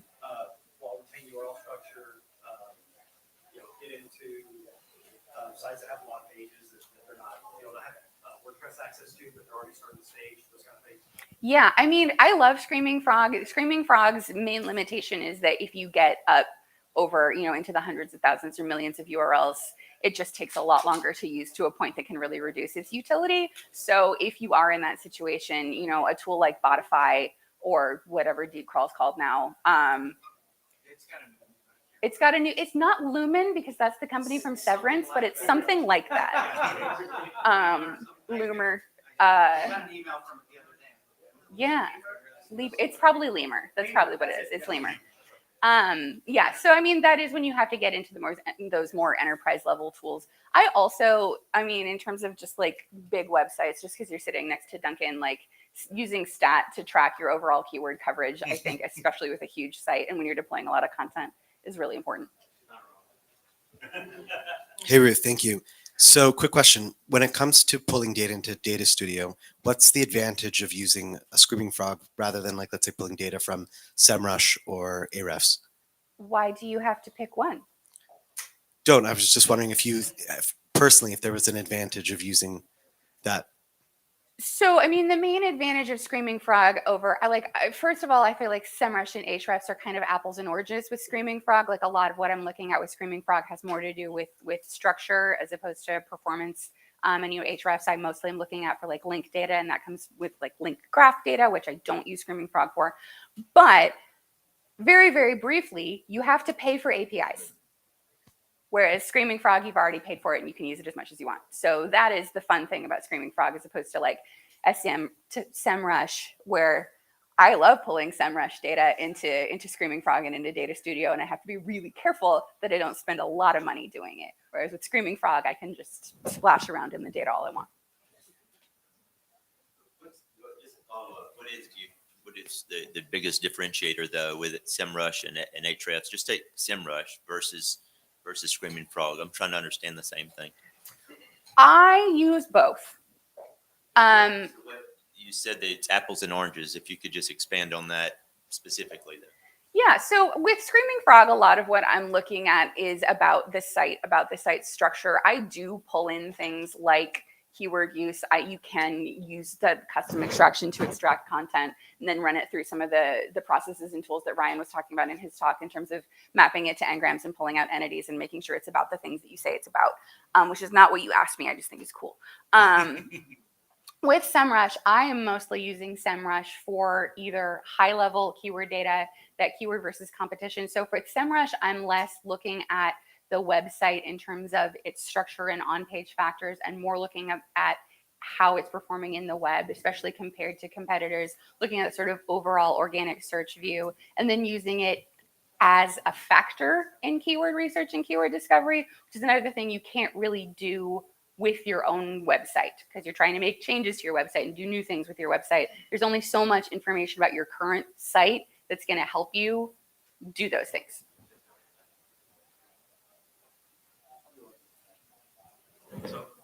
First a comment, because someone mentioned about it taking forever to crawl. One of the smartest things my team ever did was put Screaming Frog in the cloud. Yep. Fire up an Azure server, and we created our own compare tool based on their database files. But I'm crawling like 10 Fortune 100 websites a month, like twice a week, and it's like $40 a month in cloud usage fees to do that. So it's super cost effective. My question for you is, when you want to do all that Google scraping stuff, do you have any recommendations for proxies or ways to get around it? Well, I mean, I just went to a really interesting talk that was about sort of, among other things, this site called SEO DataViz that I think has some really good tools around data scraping and visualization you can use. Yeah. You can still use some proxies on that site, though. We'll talk later. Thank you. The answer is we'll talk later. Yeah. I was saying on that, the visual plane is pretty good. It basically, you can like highlight an area of a website, have it do actions. So I track a lot of knowledge panel changes. So when I'm tracking knowledge panel changes, I'll like have it go to Google, have it type a search, and scan a certain area where the knowledge panel isn't changed. I can't like do things like the Screaming Frog though, where you're tracking multiple, but you can do like email alerts. Yeah, like one off, and yeah, if you have a very specific task, that's a lower load for sure. I kind of mentioned to you earlier as well, one of the things that people don't think about using this for sometimes is dev teams. Mhm. And I've had instances where dev teams don't really have a good ability to search for certain code elements to find, especially when they're not on every page. And I end up using Screaming Frog to go, okay, those broken A tags are on these 1,000 pages. And if you pull the data right, you can actually even pull out where, again, paragraph 6 in the body of this is where the thing is broken and you need to go fix it. So it's not only for SEO. You can use it for devs as well. I think for content teams as well, one of the things we often see in sites with a lot of technical debt is a lot of unnecessary internal 301 redirects, because they haven't made a policy of updating their internal links every time they redirect a page. And then we come in and say, you've got all of these really unnecessary redirects that could just not be there. And they say, well, we'd have to go in and find every page that links to every one of these redirecting URLs. And it's like, well, I did that with Screaming Frog, and here it is. And here's a list of the pages, and here's the anchor text of each link. And just get your lowest paid content person to go through this spreadsheet line by line for the next week, and it'll be done. And then going forward, don't do that anymore. Question here in the This back. is fun. This is a fun conversation. This is not necessarily a question, but just to add on, I've used Screaming Frog already to look for link opportunities where you look for specific text that you need links for, and you can have it pull it out and tell you exactly where it is. And you can even kind of stack it and say, does this page already contain a link? So Are you talking about scraping other sites you want links from, or your own site for internal site to look for for internal links? Yeah. So you look for specific anchor text and look if the page already has a link on it. Yeah, I love that. Yes. Screaming Frog, but the upgrade Screaming Frog I use all the time. I'm a forensic SEO recovery person, but also Sitebulb, because it's $35 a month and it does a little different than Screaming Frog. So I use both, and then Sitebulb has a lot of graphs and a lot of ability to filter data that Screaming Frog doesn't have. So, but they're both awesome, and I always use both. But it's cheap, like the other ones that are more expensive. But Yeah, and I think like a lot of times the other ones that are more expensive, that sort of graph and data viz ability is what they're selling on, and you can get most of that from Screaming Frog pretty easily. You just have to do a couple of extra steps, but Sitebulb is a great lower cost tool that has some of that functionality built in for sure. And it will run when your machine's not on, which it will also do if you run Screaming Frog in the cloud or in a virtual machine. There are a lot of different ways to do it, but you just think about it. Oh, that's nice. Where it'll actually, here's the error, and and you click on the page, and it'll actually highlight the exact bit of HTML that's causing the error. Again, that's really good for dev teams. Yeah, it's good for kind of spoon feeding where the result is. Their code coverage is awesome. Awesome. Well, Ruth, we want to give you this gift for coming out and speaking again. Thank you so much. And let's have a big welcome and warm hand for Ruth Barretti.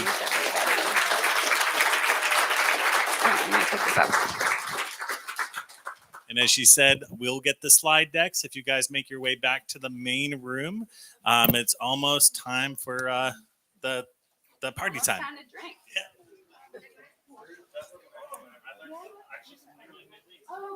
I love the. Well, I think you had a good one. And I like the. I love that. I use forms anyways. Yeah, I love it. The issue that we had was for CMS, if you delete hyperlink text, it doesn't delete the A tag. It just deletes the text. And the editors have no code here. So once it's gone, they can't know it's there. You can't see it on the website. 4,800 empty A tags. And a lot of services still see it as a link. Google still sees it as a link, even though it's empty. Maybe, but they still know how to do it. They can't do it, whatever. So I've got a Screaming Frog to look for, the closing bracket, opening bracket / a closing bracket, and then.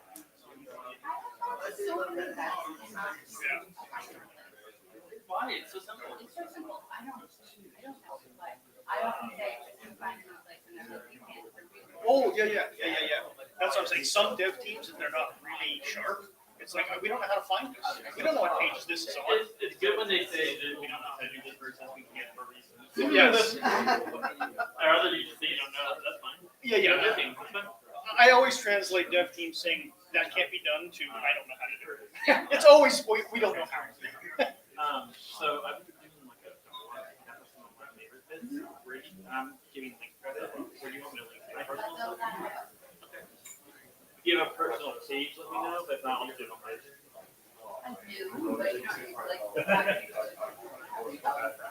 yeah, so I'm taking pictures of you. Remember, I'm not going to do your whole thing. I'm going to do some of my favorite tidbits. At me on Twitter when it's up. I will. Oh, cool. Yeah, Ryan's is a little bit more dense. No, actually,